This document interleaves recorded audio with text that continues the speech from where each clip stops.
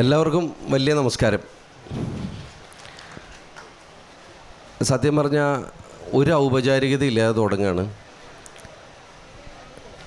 ഈ സ്മൃതിതൻ ചിറകിലേറി ഞാനും എന്നാണ് ഇവിടെ ഈ പ്രോഗ്രാമിന് ഇട്ട പേര്. അപ്പം ഞാൻ ഇങ്ങോട്ട് വരുന്ന സമയത്ത് ഈ സ്മൃതിതൻ ചിറകിലേറി ഞാനും എന്ന് പറയുന്ന പാട്ട് നമുക്കൊക്കെ പ്രിയപ്പെട്ട പാട്ടാണ്. അത് കുടഞ്ചേട്ടനെ കൊണ്ട് പാടിച്ചിട്ട് തുടങ്ങാം എന്നായിരുന്നു എൻ്റെ ഒരു ധാരണ. പക്ഷെ അതൊക്കെ തകിടം മറിച്ചുകൊണ്ട് ഇതിനു മുമ്പ് ഇവിടെ ഒരു സെഷൻ നടന്നു. അദ്ദേഹത്തിൻ്റെ പുസ്തകത്തിന് അതേ പേരിലുള്ള പുസ്തകം ഇവിടെ റിലീസ് ചെയ്തതിൻ്റെ ഇതായിട്ട്. അപ്പോൾ അതുമായി ബന്ധപ്പെട്ട് ഇവിടെ നടന്നൊരു സെഷനിൽ അദ്ദേഹം ആ പാട്ട് പാടി. പക്ഷെ ഉറപ്പായിട്ടും ഞാൻ ഈ വേദിയിൽ ആ പാട്ട് പാടിക്കും. അപ്പോൾ തുടക്കത്തിൽ വേണ്ട എന്നാണ് പറഞ്ഞത്. അപ്പോൾ ഇവിടെ ഒരു സെഷനെ പറ്റി പറഞ്ഞത് എല്ലാവരും അങ്ങോട്ടും ഇങ്ങോട്ടും ഞങ്ങൾ സംസാരിച്ച് പിന്നെ ചോദ്യം ചോദിക്കുക എന്നുള്ളതാണ്. അപ്പോൾ ഞങ്ങളുടെ ഒരു അവസ്ഥ എന്ന് പറഞ്ഞു കഴിഞ്ഞാൽ ഒരു പാട്ട് എഴുതാൻ വേണ്ടിയിട്ട് അല്ലെങ്കിൽ പാട്ട് കമ്പോസിഷൻ വന്നുമ്പോൾ ഇങ്ങനെ മുമ്പിലിരിക്കാറുണ്ട് ഇദ്ദേഹത്തിൻ്റെ. കുറച്ച് കഴിഞ്ഞാലാണ് ട്യൂണ് വരുന്നത്. വരിയാവും, വരി ട്യൂണോ അങ്ങനെ തിരിച്ചും മറിച്ചാണ്. അപ്പോൾ സത്യത്തിൽ ബ്ലാങ്കാണ്. കൊണ്ടുവന്ന ഐഡിയയൊക്കെ പാളിപ്പോയി തുടങ്ങാനുള്ളത്. അപ്പോൾ അതുകൊണ്ട് ഇവിടെ ഇരിക്കുന്ന ആളുകളൊന്ന് തലതിരിക്കാമെന്ന് വിചാരിച്ചിട്ടുണ്ട്. ഒരു ചോദ്യം ആരെങ്കിലും ചോദിച്ചു കഴിഞ്ഞാൽ അതിന്ന് തുടങ്ങാമെന്ന് വിചാരിക്കുന്നു. ആരെങ്കിലും ഒരാൾ എണീറ്റ് നിന്ന് ഒരു ചോദ്യം ചോദിച്ചിട്ട് രണ്ടാമത്തെ ചോദ്യത്തിന് സമയം ഞങ്ങൾ ഒരു ചോദ്യം ആരെങ്കിലും എണീറ്റ് നിന്ന് ഒരു ചോദ്യം ചോദിച്ചിട്ട് അദ്ദേഹത്തിനോട് ചോദിച്ചാൽ മതി. എന്നിട്ട് നമുക്ക് അതിന്ന് തുടങ്ങാമെന്ന് വിചാരിച്ചിട്ടാണ് അല്ലേ. അപ്പോൾ ചോദ്യം വന്നു കഴിഞ്ഞു. ആദ്യത്തെ അല്ലേ? ഓക്കെ, പേരാ പറഞ്ഞോളൂ. നമസ്കാരം. പേര് നിഷിത് എന്നാണ്, കണ്ണൂരിൽ നിന്നാണ്. ആദ്യത്തെ ചോദ്യമല്ലേ? അതെ സർ. അത് ഹരിയോട് തന്നെ ആയിക്കോട്ടെ. അല്ല, നിങ്ങളൊക്കെ എം ജയേന്ദ്രനോട് ചോദിക്കണം. ചോദിച്ചോ, ആരോട് വേണി ചോദിച്ചു. യെസ്, പെട്ടെന്ന് സ്പോട്ടിൽ പറഞ്ഞുകൊണ്ട് ഒരുപാട് ചിന്തിക്കാതെ ചോദിക്കുകയാണ് സർ. സാറിൻ്റെ ഈ വഴിയിലുള്ള ഇൻസ്പിറേഷൻസ് ഒന്ന് പറയാമോ? ഞാനെപ്പോഴും വിശ്വസിക്കുന്ന ഒരു രീതി എന്ന് പറഞ്ഞത് ഇൻവോൾവ് ആൻഡ് ഇവോൾവ് എന്നാണ്. സംഗീതത്തിൽ മാത്രമല്ല, നമ്മുടെ വഴി ഏത് വഴിയിലാണെങ്കിലും ഇൻവോൾവ്. ആ ഇൻവോൾവ്മെൻറ്റ് എന്ന് പറയുന്നത്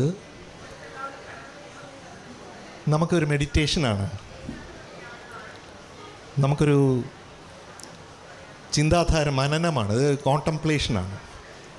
അങ്ങനെയൊക്കെ ആകുമ്പോൾ മാത്രമാണ് ആ ഇൻവോൾവ്മെൻ്റ് എന്ന് പറയാൻ പറ്റുക, അല്ലേ ഹരി? തീർച്ചയായിട്ടും. ഞാനെപ്പോഴും നമ്മൾ വർക്ക് ചെയ്യുമ്പോൾ ഞാൻ വിളിക്കുന്നത് ഹരേ എന്നാണ്. പിന്നെ ഞാൻ ഗുരുവായൂർ പോയി ബാക്കി പൂരിപ്പിക്കും കൃഷ്ണ എന്നാണ്. അങ്ങനെ ഇപ്പോൾ ഹരേന്ന് വിളിക്കില്ലേ, എനിക്ക് പേടിയാവും ഇനി പാട്ട് എഴുതണമെന്ന്. അപ്പോൾ അതുകൊണ്ട് പറഞ്ഞാൽ മതി. അപ്പോൾ അങ്ങനെയാണ് അല്ലേ നമ്മുടെ എക്സ്പീരിയൻസ് അങ്ങനെയല്ലേ?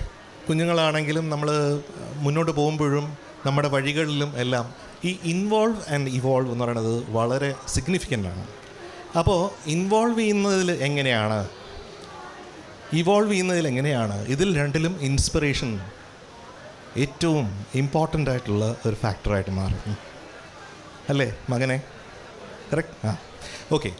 അപ്പോൾ ഇൻസ്പിറേഷൻ എന്ന് പറയുമ്പോഴത്തേക്കും നമ്മുടെ വ്യക്തിത്വത്തെ ഇൻസ്പയർ ചെയ്യുന്ന കുറേ ആൾക്കാരുണ്ടോ. അതിൻ്റെ തുടക്കം നമ്മളെ നടക്കാനായിട്ട് നമ്മളെ കൈ പിടിക്കുന്ന നമ്മുടെ അച്ഛനും അമ്മയായിരിക്കും. ഇപ്പോൾ ഇൻസ്പിറേഷൻ്റെ ആദ്യത്തെ ലോകത്ത് ആരാണ് നമുക്ക് ഏറ്റവും ആദ്യത്തെ ഇൻസ്പിറേഷൻ തരുന്നത് എന്ന് പറഞ്ഞാൽ അമ്മയാണ്. കരയാതിരിക്കാനായിട്ടുള്ള ഇൻസ്പിറേഷൻ മുലപ്പാൽ തന്നുകൊണ്ട് അമ്മ തരുന്നു എന്നുള്ളതാണ്. അവിടെ നിന്ന് ഇൻസ്പയർഡ് ആവുകയാണ്, ഇല്ലേ? അപ്പോൾ അമ്മ പഠിപ്പിക്കുന്നതാണ് പിന്നെ കരയരുത്. കരഞ്ഞു കൊണ്ട് ജനിക്കുന്നവനെ പിന്നെ അമ്മ പഠിപ്പിക്കുകയാണ് കരയരുത് എന്ന്. അതെ, ഇല്ലേ? പക്ഷെ നമ്മൾ കരയാറുണ്ടല്ലേ? അപ്പോഴും നമ്മൾ ഏതെങ്കിലും ഇൻസ്പിറേഷൻ എവിടെ നിന്നെങ്കിലും ഉൾക്കൊണ്ടുകൊണ്ട് ആ കരച്ചിലിനെ നിർത്തും. സന്തോഷത്തിൻ്റെ വഴികളിൽ നടക്കാൻ നമ്മൾ ശ്രമിക്കും. അങ്ങനെ ജീവിതം വീണ്ടും വീണ്ടും സുന്ദരമാക്കാൻ ശ്രമിക്കും. അപ്പോൾ മ്യൂസിക്കിനെ സംബന്ധിച്ചുള്ള ഇൻസ്പിറേഷനാണ് ചോദിക്കുന്നതെങ്കിൽ എൻ്റെ ഗുരുക്കന്മാരാണ് എൻ്റെ ആദ്യത്തെ ഇൻസ്പിറേഷൻ. എൻ്റെ ഓരോ ഗുരുനാഥനും എനിക്ക് ആ അറിവില്ലായ്മയാകുന്ന അന്ധതയിൽ നിന്ന് എന്നെ അറിവിൻ്റെ വെളിച്ചത്തിലേക്ക് കൊണ്ടുപോയവരാണ് എൻ്റെ ഗുരുക്കന്മാർ. അപ്പോൾ അവരിൽ നിന്നാണ് ഇൻസ്പിറേഷൻ തുടങ്ങുന്നത്. അച്ഛൻ, അമ്മ, ഗുരുക്കന്മാർ, അങ്ങനെയാണ്. ഇന്നത്തെ സമയത്ത് മാതാപിതാ ഗൂഗിൾ ദൈവം എന്ന് പറയുന്ന ഒരു സമയത്ത് നമുക്ക് ഗൂഗിൾ പോലും നമുക്ക് ഇൻസ്പിറേഷനാണ്, അല്ലേ? അപ്പോൾ ഏത് രീതിയിലും എങ്ങനെ വേണമെങ്കിലും ഇൻസ്പയർഡ് ആകാം. അപ്പോൾ ഏതൊരു കർണാട്ടിക് ക്ലാസിക്കൽ മ്യൂസീഷ്യനും ഇൻസ്പയർഡ് ആവുന്നത് ത്യാഗരാജ സ്വാമികളിൽ നിന്നും, മുത്തുസ്വാമി ദീക്ഷിതരിൽ നിന്നും, ശ്യാമശാസ്ത്രികളിൽ നിന്നും, പട്ടണം സുബ്രഹ്മണ്യയിൽ നിന്നും, അങ്ങനെ വന്ന് നമ്മുടെ ബാലമുരളി സാറ്, ലാൽഗുഡി സാറ്, പാപനാശി ശിവൻ, അങ്ങനെ പുതിയ കമ്പോസേഴ്സിൻ്റെ കാലഘട്ടത്തിലോട്ട്. വെസ്റ്റേൺ ക്ലാസിക്കൽ മ്യൂസിക് നോക്കുകയാണെങ്കിൽ പല പല കാലഘട്ടത്തിലൂടെയുള്ള ഹൈഡൻ തൊട്ട് വിവാൾഡി തൊട്ട്, പിന്നെ ഏറ്റവും നല്ല കാലമെന്ന് പറയുന്ന ബേഥോവൻ, മൊത്സാർട്ട്, പിന്നെ ബ്രാംസ്, പിന്നെ ഇപ്പോൾ ഏറ്റോണൽ എന്ന് പറയുന്ന മ്യൂസിക്കിൻ്റെ ഒരു ശൈലിയിലേക്ക് വരുമ്പോഴത്തേക്കും വെബേൺ, അങ്ങനെയുള്ള കമ്പോസേഴ്സിലേക്ക് വരുമ്പോഴത്തേക്കും നമുക്ക് ഇതെല്ലാം ഇൻസ്പിറേഷനാണ്. നന്നായി പാടുന്ന ഒരു കൊച്ചുകുട്ടിയുടെ ഒരു നല്ലൊരു പെർഫോമൻസ് ഫേസ്ബുക്കിൽ കണ്ടാൽ പോലും അതുപോലും ഇൻസ്പിറേഷനാണ്. അപ്പോൾ എല്ലാം ഇൻസ്പിറേഷനാണ്. പക്ഷേ ഇൻസ്പിറേഷൻ ഏതിനാണെന്ന് പറഞ്ഞാൽ നമ്മൾ അപ്ഡേറ്റഡ് ആയിരിക്കണം. ഓരോ കാലഘട്ടത്തിലൂടെയും അപ്ഡേറ്റഡ് ആയി, അല്ലെങ്കിൽ നമ്മൾ ഈ സ്റ്റേഷനിൽ തന്നെ നിൽക്കും, ട്രെയിൻ വളരെ മുന്നോട്ട് പോയി കഴിയും. അപ്പോൾ ട്രെയിനിൻ്റെ കൂടെ നമുക്ക് സഞ്ചരിക്കണമെങ്കിൽ തീർച്ചയായിട്ടും ഈ പറഞ്ഞ ഇൻസ്പിറേഷൻ, നമുക്ക് അപ്ഡേറ്റഡ് ആവാനായിട്ടുള്ള ഇൻസ്പിറേഷൻ പോലും അങ്ങനെ ഇൻവോൾവ് ആൻഡ് ഇവോൾവ് വർക്ക് ചെയ്യുന്നുള്ളതാണ്. അങ്ങനെ നമ്മൾ ഏതൊരു ശരിക്കും സിഗ്നേച്ചർ ഉണ്ടാക്കിയ ഏതൊരു വ്യക്തിത്വത്തിൻ്റെ ജീവിതം ഉണ്ടാക്കിയാലും ഈ ഒരു മന്ത്രം അവരെങ്ങനെ ഉപയോഗിച്ചു എന്ന് നമ്മൾ ആലോചിച്ചാൽ മതി. ഇൻവോൾവ് ആൻഡ് ഇവോൾവ്, അതാണ്. ഇവിടെ ഗുരുക്കന്മാരെ പറ്റിയിട്ട് എം ജയചന്ദ്രൻ സാർ പറഞ്ഞു. അപ്പോൾ അദ്ദേഹത്തിൻ്റെ ആദ്യത്തെ പുസ്തകം അദ്ദേഹത്തിൻ്റെ ഗുരുവിനെ പറ്റിയിട്ടുള്ളതാണ്. ഇന്നിറങ്ങിയ പുസ്തകം ഗുരുവിനുള്ള സമർപ്പണമാണ്. ഇന്നിറങ്ങിയ പുസ്തകം അദ്ദേഹത്തിൻ്റെ ജീവിതവുമായി ബന്ധപ്പെട്ടിട്ടാണ്. സ്മൃതിതൻ ചിറകിലേറി എന്ന് പറയുന്ന പുസ്തകം ജീവിതത്തിലെ, അതിൽ സംഗീതവും വരുന്നുണ്ട്, പക്ഷേ ജീവിതത്തിലെ ചെറിയ ചെറിയ ചെറിയ സംഭവങ്ങൾ ഉള്ളതാണ് ഇന്നിറങ്ങിയ പുസ്തകം. ഈ രണ്ട് പുസ്തകത്തിൽ ആദ്യത്തെ പുസ്തകം എം ടി സാറാണ് റിലീസ് ചെയ്തത്, രണ്ടാമത്തെ പുസ്തകം ഇന്ന് ടി പത്മനാഭൻ സാറാണ് റിലീസ് ചെയ്തത്. പക്ഷേ ഈ രണ്ട് പുസ്തകവും റിലീസ് ചെയ്തത് കോഴിക്കോട്ട് വെച്ചിട്ടാണ്. അപ്പോൾ തീർച്ചയായിട്ടും ആ ഒരു ബന്ധം അദ്ദേഹത്തിന് കോഴിക്കോട് ഉണ്ട്. സാറേ, ചേട്ടാ, ഈ കോഴിക്കോട് എന്ന് പറയുമ്പോഴേ 5 കാര്യങ്ങളെ പറ്റി ഒന്ന് പറയണം. അത്ര അടുപ്പുള്ളതാണ്. ഒന്ന്, ബാബുക്ക, കോഴിക്കോടിൻ്റെ സംഗീതം, ഇവിടുത്തെ ഭക്ഷണം അല്ലേ, ഇഷ്ടമാണല്ലോ അല്ലേ? ഭക്ഷണം, പിന്നെ ഗിരീഷ് ഏട്ടൻ, കൈതപ്രൻ സാറ്. ഇത് 5 ഒന്ന് പറയണം. ഇതിലിപ്പോൾ പ്രത്യേകിച്ച് എനിക്ക് വിശന്നിരിക്കുന്നുണ്ട്, ആദ്യം ഭക്ഷണത്തിനെ പറ്റി പറയാം.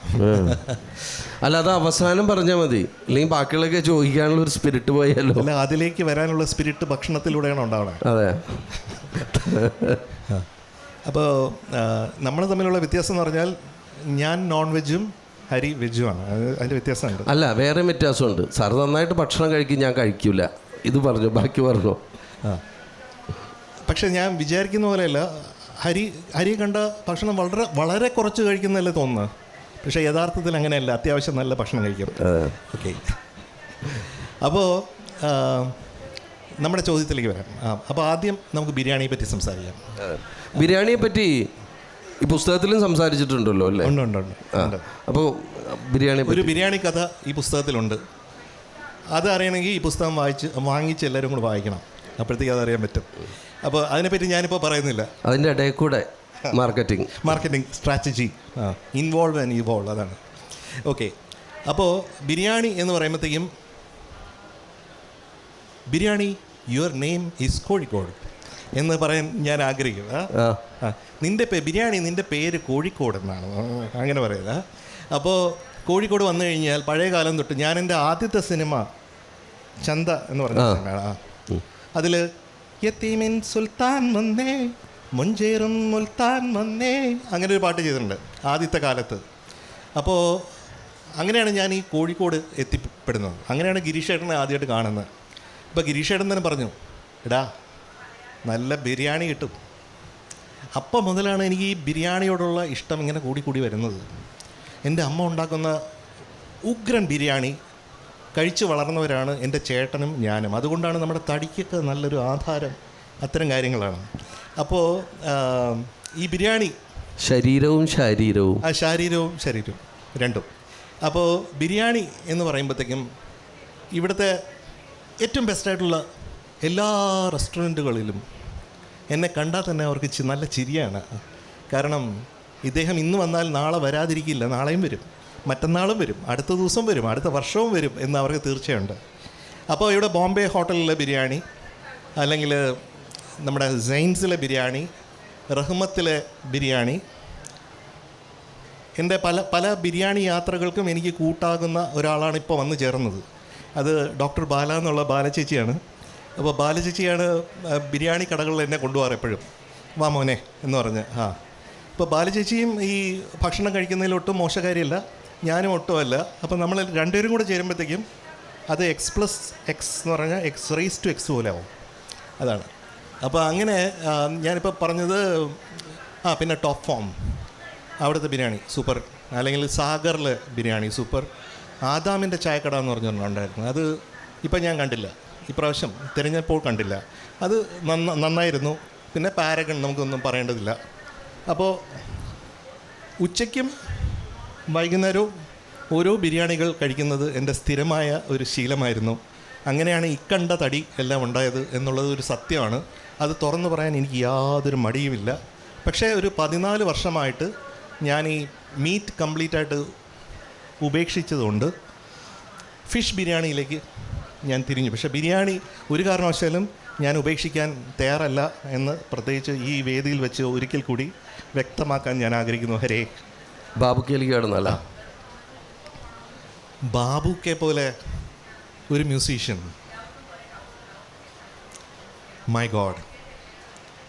തേടുന്നതാരേ ഈ ശൂന്യതയിൽ,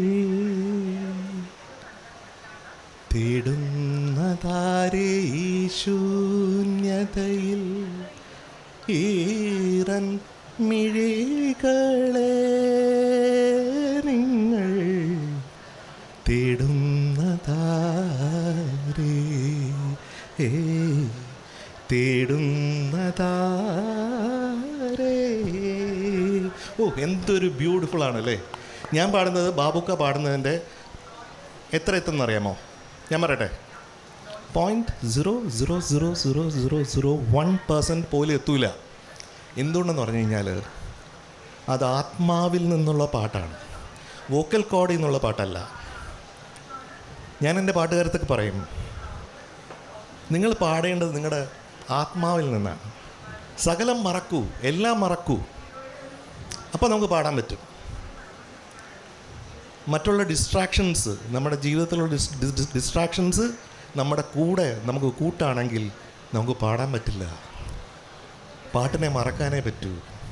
നിങ്ങളെ മറക്കൂ, നിങ്ങൾക്ക് പാടാൻ പറ്റും. അങ്ങനെ സ്വയം മറന്നു പാടിയ, ഒരുപക്ഷെ നമ്മൾ സുഫി എന്നൊക്കെ പറയുന്ന രീതിയിൽ സകലം മറന്നു പാടിയ ആ മഹാനായിട്ടുള്ള ഗായകൻ, പ്രാണസഖി ഞാൻ വെറുമൊരു പാമരനാം പാട്ടുകാരൻ. ഓഹോ, എത്ര പാട്ടുകൾ. കരളിൽ വിരിഞ്ഞ റോജ മലരാണു നീ ഖദീജ, മലരാണു നീ ഖദീജ, ഖദീജ. എനിക്ക് കൈയടിയൊന്നും വേണ്ട കേട്ടോ, കാരണം പറയാം, ഞാൻ പാടിയത് ശരിയല്ലെന്ന് എനിക്ക് തന്നെ ബോധ്യമുണ്ട്. പാടിയത് ശരിയല്ലെന്ന് പറഞ്ഞാൽ എൻ്റെ ടേംസിൽ, നിങ്ങളുടെ ടേംസിൽ നല്ലതായിരിക്കാം, പക്ഷേ ബാബുക്കയുടെ ടേംസിൽ പൂജ്യമാണ്.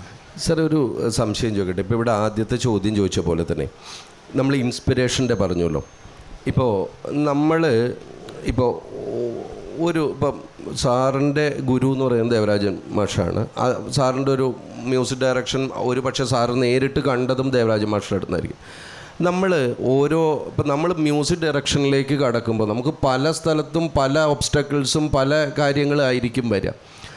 അതിൽ ഒരുപക്ഷെ ഞാൻ ചോദിക്കുന്ന ചോദ്യം ശരിയാണോ എന്നറിയില്ല, എങ്കിലും അങ്ങനെ തിരിഞ്ഞു നോക്കുമ്പോൾ സാറിനെ സംബന്ധിച്ചിടത്തോളം ബാബുക്ക ഏത് രീതിയിലൊക്കെയാണ് നമ്മളെ ഒരു ഓഡിയൻ എന്നുള്ള രീതിയിലല്ല, ഒരു മ്യൂസിക് ഡയറക്ടർ എന്നുള്ള നിലയ്ക്ക് നമ്മൾ പാട്ട് ചെയ്യാനിരിക്കുമ്പോൾ ബോധത്തിലോ അബോധത്തിലോ എങ്ങനെയാണ് ബാബുക്ക സ്വാധീനിക്കുന്നത്?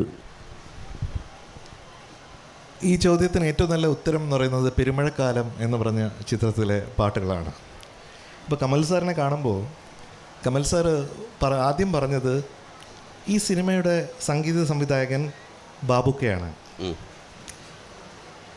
ബാബുക്ക ഒരുപക്ഷെ ഈ ഒരു കഥയ്ക്ക് അതിനനുസൃതമായി എങ്ങനെ പാട്ടുകൾ ചെയ്യുമോ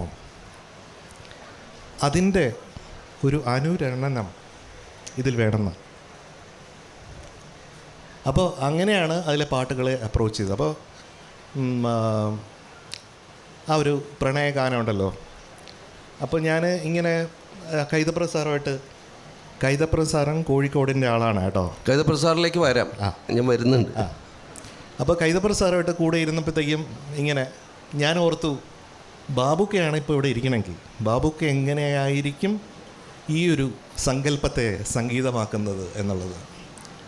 അപ്പോൾ ഞാനിങ്ങനെ ഓർത്തപ്പോൾ അതേസമയം അത് ബാബുക്ക ചെയ്ത പോലെ എന്ന് പറഞ്ഞു കഴിഞ്ഞാൽ ഇൻസ്പിറേഷനെ പലപ്പോഴും പല ആൾക്കാരും തെറ്റിദ്ധരിക്കുന്നത് ഒരു പക്ഷേ ഒരു കോപ്പിയിങ്ങിലോട്ടാണ്. പലപ്പോഴും നമ്മൾ കാണാറുണ്ട്, പല പാട്ടും കോപ്പി ചെയ്ത് പല ആൾക്കാരും പറയാറുണ്ട്. അപ്പോൾ അങ്ങനെയല്ലാതെ ഒറിജിനലായിട്ട് എൻ്റെ സംഗീതമായിരിക്കുകയും അതിൽ ബാബുക്കയുടെ സംഗീതത്തിൻ്റെ സോളിൻ്റെ എലിമെൻറ്റ്സ് ഉണ്ടാവുകയും ചെയ്യും. That is what I wanted to do. അപ്പോൾ അങ്ങനെയാണ് നമ്മൾ ആ പാട്ടിലേക്ക് എത്തിയത്. ഏത് പാട്ട്?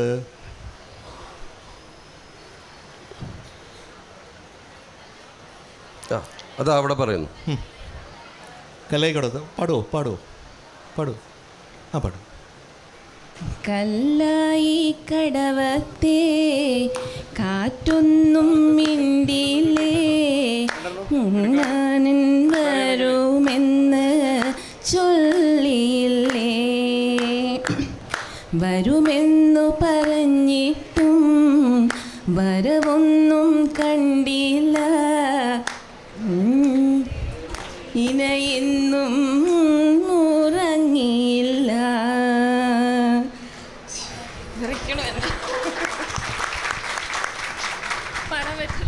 ഇത്രയും കൈയടി പോരാട്ടാ, സൂപ്പർ കൈയടി പോരാ.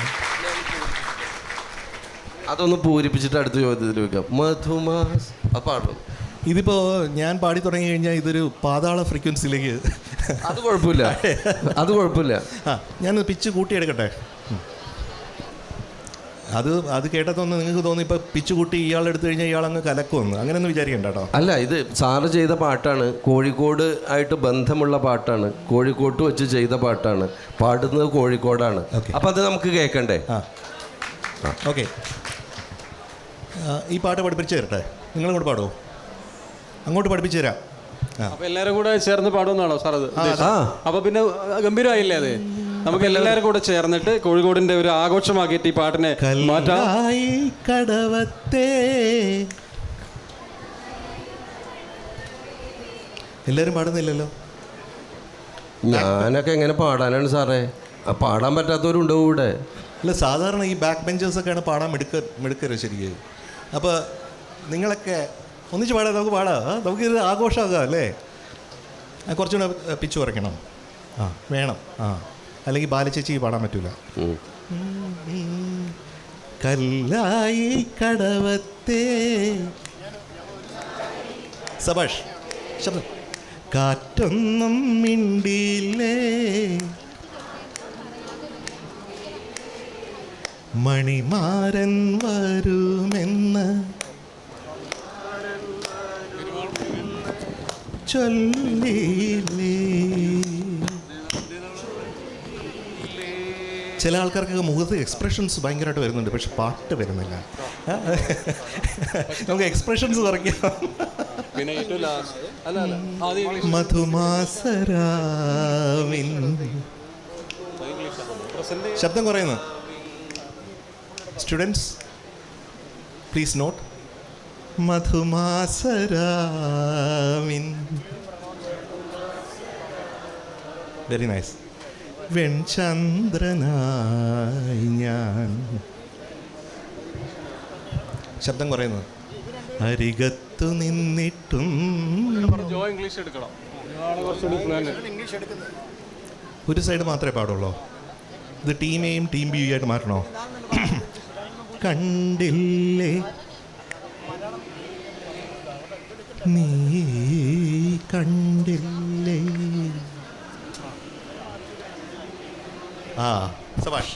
അപ്പോൾ അങ്ങോട്ട് ഒരു 100-ൽ 100 അടിച്ചു കേട്ടോ. അല്ല അതെ, ഇവിടെ പാടിയവർക്കൊക്കെ എൻ്റെ വക സ്പെഷ്യൽ കയ്യടി ഉണ്ട്. കാരണം എന്താണെന്നറിയോ, എം ജയചന്ദ്രൻ സാറ് പാടാൻ വന്നിട്ട് സിംഗേഴ്സൊക്കെ ഇങ്ങനെ വിറച്ച് നിൽക്കണത് ഞാൻ കണ്ടിട്ടുണ്ട്, ശബ്ദം വരാതെ.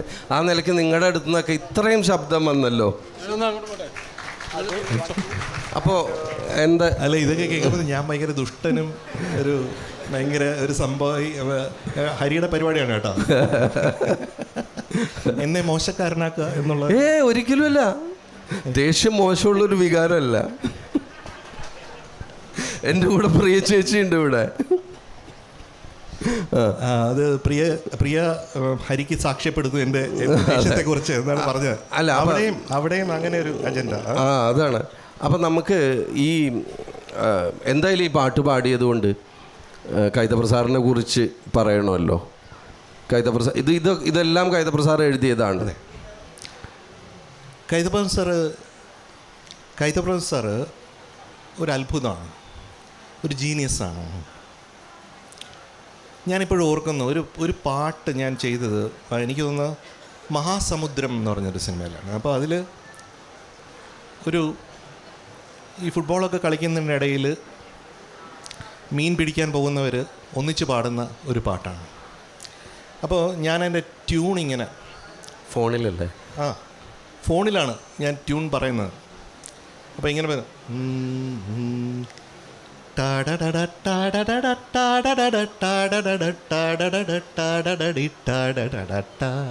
ഇങ്ങനെ വരിക. എങ്ങനെയാണ്? കിട്ടിയോ? ട്യൂൺ കിട്ടിയോ? ഇല്ല. ഇയാൾ എന്തൊക്കെ പാടിയെന്ന് തോന്നിയില്ലേ?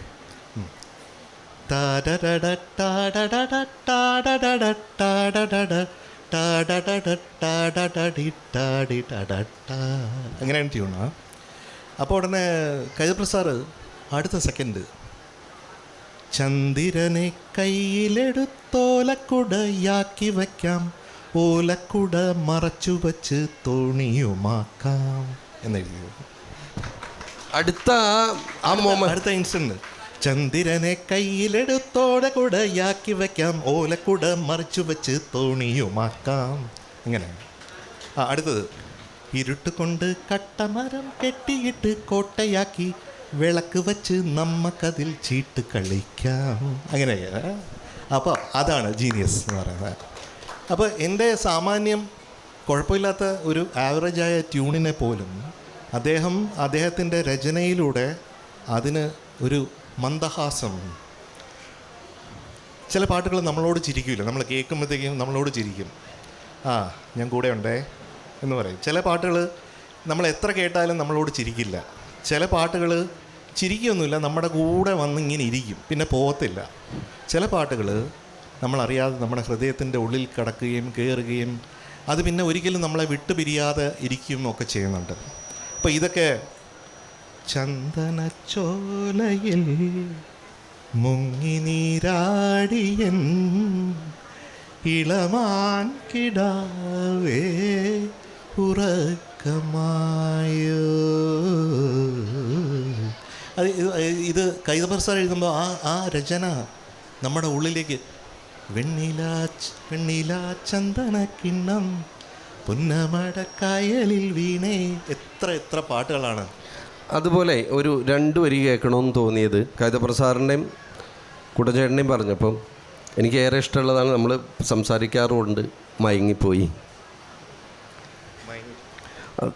അഴകിൻ മിഴാവായി തുളുമ്പിപ്പോയി എന്ന് പറയുന്നത് ആ ട്യൂണിന്, ആ നോട്ടം എന്ന് പറയുന്ന സിനിമയിൽ ഈ ചാക്യാർമാരുടെ ഒരു കഥ പറയുന്ന സമയത്ത് ആ അഴകിൻ മിഴാവായി തുളുമ്പിപ്പോയി എന്നുള്ളത് ഇപ്പം നേരത്തെ ഈ ചന്ദ്രനെ കയ്യിലെടുത്ത് എന്ന് പറഞ്ഞ പോലെ തന്നെ ആ ഒരു പശ്ചാത്തലം മുഴുവൻ വരുന്ന തീർച്ചയായിട്ടും. അത് ഓഫ് കോഴ്സ് ചിത്ര ചേച്ചി പാടിയിരിക്കുന്നത് വളരെ ബ്യൂട്ടിഫുള്ളാണ്, വളരെ വളരെ ബ്യൂട്ടിഫുള്ളാണ്. മയങ്ങിപ്പോയി ഞാൻ മയങ്ങിപ്പോയി രാവിൻ പിന്നില മഴയിൽ മയങ്ങിപ്പോയി നീ വരുമ്പോൾ നിൻ വിരൽ തൊടുമ്പോൾ ഞാൻ, അത് വിരൽ തൊടുമ്പോൾ, തൊടുമ്പോൾ വിരൽ തൊടുമ്പോൾ ഞാൻ എന്ന് പറഞ്ഞാൽ അപ്പം ഇറങ്ങിപ്പോടാന്ന് അല്ലേ? വിരൽ തൊടുമ്പോൾ ഞാൻ അഴകിൻ മിഴാവായി തുളുമ്പിപ്പോയി മയങ്ങിപ്പോയി ഞാൻ മയങ്ങിപ്പോയി രാവിൻ പിന്നില മഴയിൽ മയങ്ങിപ്പോയി. ഇത് ഈണത്തിനാണ് എഴുതി കൊടുത്തത്. അതും എം ജയചന്ദ്രൻ്റെ ഈണത്തിന് അദ്ദേഹത്തിൻ്റെ മുമ്പിലിരുന്നിട്ടാണ് എഴുതി കൊടുത്തത്. അതെന്താണെന്നുള്ളത് ഞാൻ ഇത് കഴിഞ്ഞിട്ട് പറയാം, അതിൻ്റെ ഒരു അവസ്ഥ ഞങ്ങളെങ്ങനെയാണ് ഉരുകാറുള്ളതെന്ന്. പക്ഷേ ഈ ഈണം ഒരു പക്ഷേ സാറിൻ്റെ ഈണം ഏറ്റവും ഗംഭീരമാക്കിയ 2 പേരെന്ന് പറയുന്നത് കൈതപ്രസാദും ഗിരീഷേട്ടനുമാണ് അല്ലേ?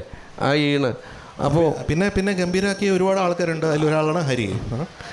നിങ്ങൾ ഈ പാട്ട് ഇല്ല, ഞാൻ പറയാം, എന്നെ പുകഴ്ത്താനുള്ള സമയം വരുമ്പോൾ ഞാൻ പറയാം. ചേട്ടൻ പറഞ്ഞ ഞാനും കേൾക്കണം അവിടെ ഉണ്ടായി. അപ്പോൾ എന്താ വെച്ചാൽ ഈ പാട്ട് നമുക്ക് എല്ലാവർക്കും കൂടെ പാടാം. ഞാൻ ട്യൂൺ മാത്രം പാടും, പാട്ട് ഏതാണെന്ന് തിരിച്ചു പാടാം. ഓക്കെ. തര തര തര ഏത് പാട്ട്? ഈ വാതുക്കൽ വെള്ളരിപ്രാവെന്ന് എഴുതിയ ആളാരാ? ഞാനല്ല. ഹരേ കൃഷ്ണ, അദ്ദേഹമാണ് എഴുതിയത്. കണ്ണില് മൈ എഴുതണ കണ്ണില് കാത്തിരുന്ന് കിസ പറഞ്ഞോള്. നമുക്ക് ഗിരീഷേട്ടനെ പറ്റി സംസാരിക്കാം.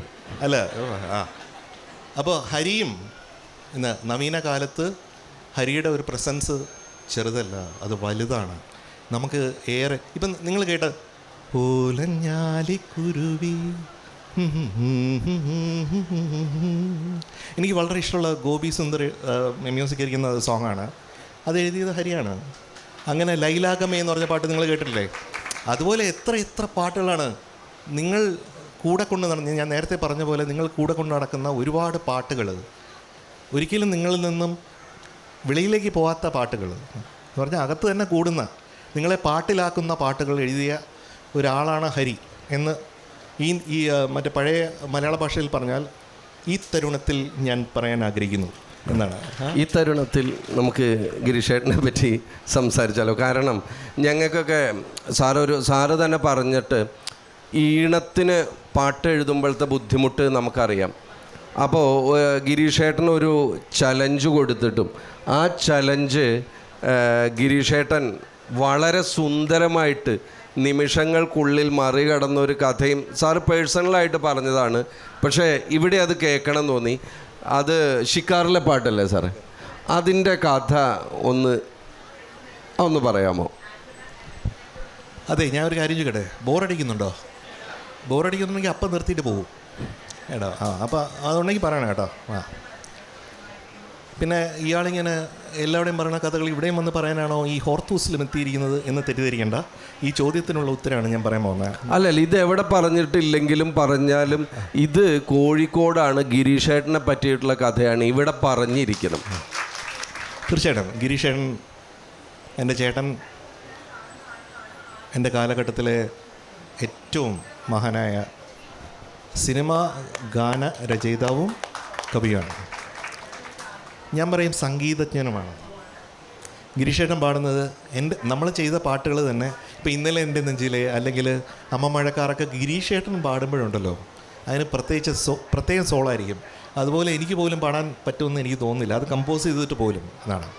ഇപ്പോൾ ഷിക്കാർ എന്ന് പറഞ്ഞ സിനിമയ്ക്ക് വേണ്ടിയിട്ട് അപ്പോൾ ഗിരീഷേട്ടനും ഞാനും തമ്മിൽ ഒരു വളരെ ഹെൽത്തി ആയിട്ടുള്ള ഒരു മത്സരമുണ്ട്, എന്ന് പറഞ്ഞാൽ രസകരമായ.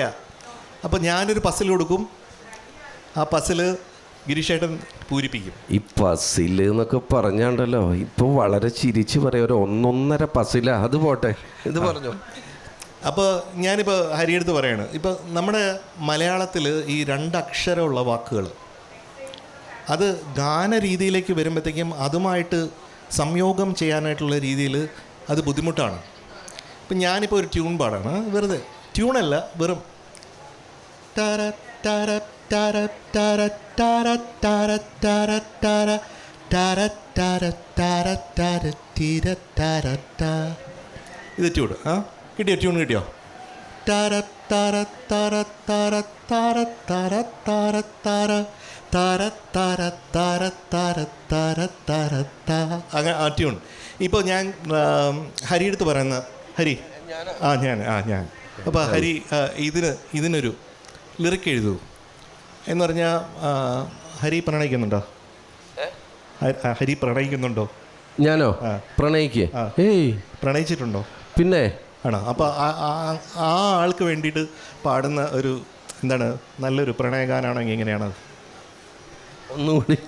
ഞാൻ ഇത്ര നമ്മൾ ഗിരീഷേട്ടനും പറ്റിയിട്ടല്ലേ പറഞ്ഞു, ഇതൊക്കെ എന്തിനാ വെറുതെ? ഞാൻ പറഞ്ഞുകൊണ്ട് വരുന്നത് കഴിഞ്ഞാൽ ശരിക്കും ഹരിയെ ഞാൻ ഒരു ബുദ്ധിമുട്ടിലാക്കുകയാണ്. കാരണം എന്ന് പറഞ്ഞാൽ അല്ല നിക്ക് അല്ല, നമ്മള് ഒരു സിനിമയ്ക്ക് വേണ്ടി ഇരിക്കുമ്പോൾ എന്നെ ബുദ്ധിമുട്ടിലാക്കണം. ഇവിടെ ഇതൊന്നും പ്രതീക്ഷിക്കാതെ വന്ന് എന്നെ ബുദ്ധിമുട്ടിലാക്കണം എന്തിനാ? നമുക്ക് ഗിരീഷേട്ടനെ പറ്റി സംസാരിക്കാം.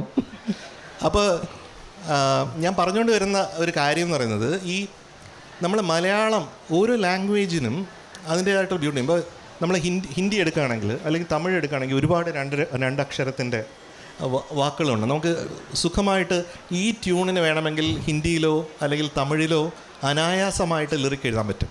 പക്ഷെ മലയാളത്തിൽ വരുമ്പോഴത്തേക്കും ഇതൊരു പ്രശ്നമാണ്.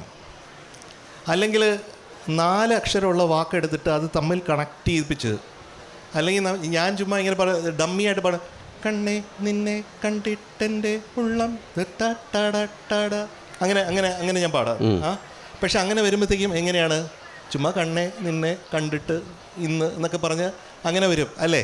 അപ്പോൾ അത് ഒരു പാട്ടിൻ്റെ ഒരു ബ്യൂട്ടിയെ നശിപ്പിക്കും അല്ലേ? അപ്പോൾ അങ്ങനെ വരുമ്പോഴത്തേക്കും ഹരിക്ക് അതൊരു പ്രചോദനമല്ല, അതൊരു ഹരിക്ക് ഒരു ബുദ്ധിമുട്ടാണ്. അപ്പോൾ ആ രീതിയിലാണ് ശരിക്കും ഗിരീഷേട്ടനായിട്ട് ഷിക്കാറിലിരിക്കുമ്പോൾ ഗിരീഷേട്ടന് ആദ്യത്തെ ഒരു തുടക്കം 2 അക്ഷരം 2 ലെറ്റർ ഉള്ള ഒരു വേർഡ് കൊടുക്കാം. അപ്പോൾ ഞാൻ തീരുമാനിച്ചു. അപ്പോൾ തന്ന തന്ന that is the first note. തന്ന തന്ന തന തന്ന തന തരരാരീ. അപ്പം ഞാൻ പറഞ്ഞു, ഗിരീഷേട്ടൻ പെട്ടോ, 2 അക്ഷരം വരുന്നുണ്ട്, പിടിച്ചോ. അതും പാട്ടിൻ്റെ തുടക്കത്തിൽ, ഇടയ്ക്കൊന്നുമല്ല. അപ്പോൾ അത് ക്യാച്ചിയാക്കാൻ വേണം, അത് ഏറ്റവും ബെസ്റ്റാക്കാൻ വേണം. അപ്പോൾ ഇങ്ങനെയുള്ള രസകരമായിട്ടുള്ള കോൺവെർസേഷൻസ് നമ്മൾ തമ്മിൽ എപ്പോഴും ഉണ്ട്, ഹരിയുടെ അടുത്തും ഉണ്ട്. അപ്പോൾ ഞാൻ വർക്ക് ചെയ്യുന്ന എല്ലാ ലിറിക് റൈറ്റേഴ്സുമായിട്ട് അത്തരത്തിലുള്ള ബ്യൂട്ടിഫുൾ ആയിട്ടുള്ള മൊമെൻറ്റ്സ് എനിക്ക് ഉണ്ടായിട്ടുണ്ട്. അപ്പോൾ ഗിരീഷേട്ടൻ ഒരു 10 മിനിറ്റ് അപ്പുറത്ത് പോയിരുന്നിട്ട് തിരിച്ചെന്ന് പറഞ്ഞു, എടാ പൊളിച്ച് നീ പാട്. പിന്നെ ആദ്യത്തെ വാക്ക് പിന്നെ എന്ന് പറഞ്ഞ ഒരു പാട്ട് തുടങ്ങാനായിട്ട് ധൈര്യം കാട്ടിയ ഒരു മഹാനായ എഴുത്തുകാരനാണ് ഗിരീഷേട്ടൻ. നമ്മൾ ആലോചിക്കണം. പിന്നെ എന്ന് പറഞ്ഞു കഴിഞ്ഞാൽ ഒരു സെമി കോളനാണ് എന്ന് പറഞ്ഞാൽ എവിടെന്നോ ഒരു തുടക്കമാണ്. വെറും തുടക്കമല്ല. ഇപ്പോൾ കഥയിലും അങ്ങനെയാണ്, കഥയുടെ ഇടയ്ക്ക് വരുന്ന ഒരു സോങ് സിറ്റുവേഷനിലാണ്.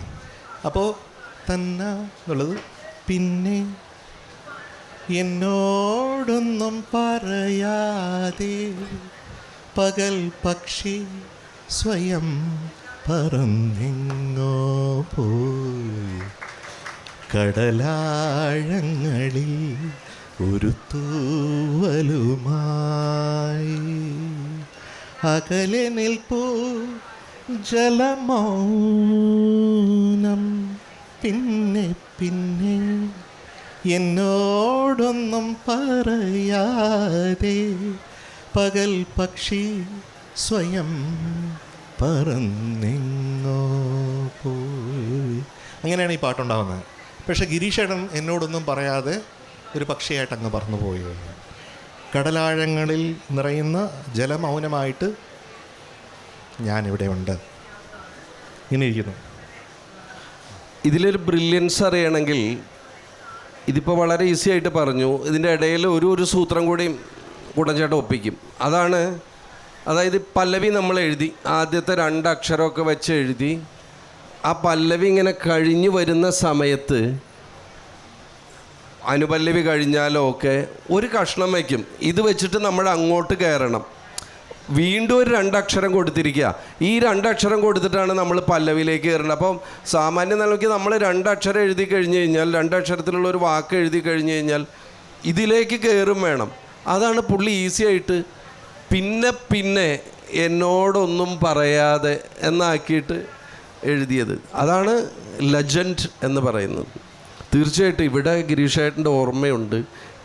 ഈ പാട്ട് സത്യം പറഞ്ഞാൽ ഗിരീഷേട്ടനെ അത് ഗിരീഷേട്ടനാണെന്ന് തോന്നും. ഈ പാട്ടിൽ ആ പാട്ടിൻ്റെ പക്ഷിയായിട്ട് നമുക്ക് കുറേ പാട്ട് തന്നിട്ട് ഒന്നും പറയാതെ പോയിട്ട് നമ്മൾ മൗനത്തിൽ ഈ പാട്ടൊക്കെ കേട്ട് നിൽക്കുന്ന ആ പാട്ട് പക്ഷി ഗിരീഷേട്ടനാണെന്ന് തോന്നുന്നു. ഇവിടെ നിൽക്കുമ്പോൾ തീർച്ചയായിട്ടും ഓർമ്മിക്കുന്ന ഗിരീഷേട്ടൻ.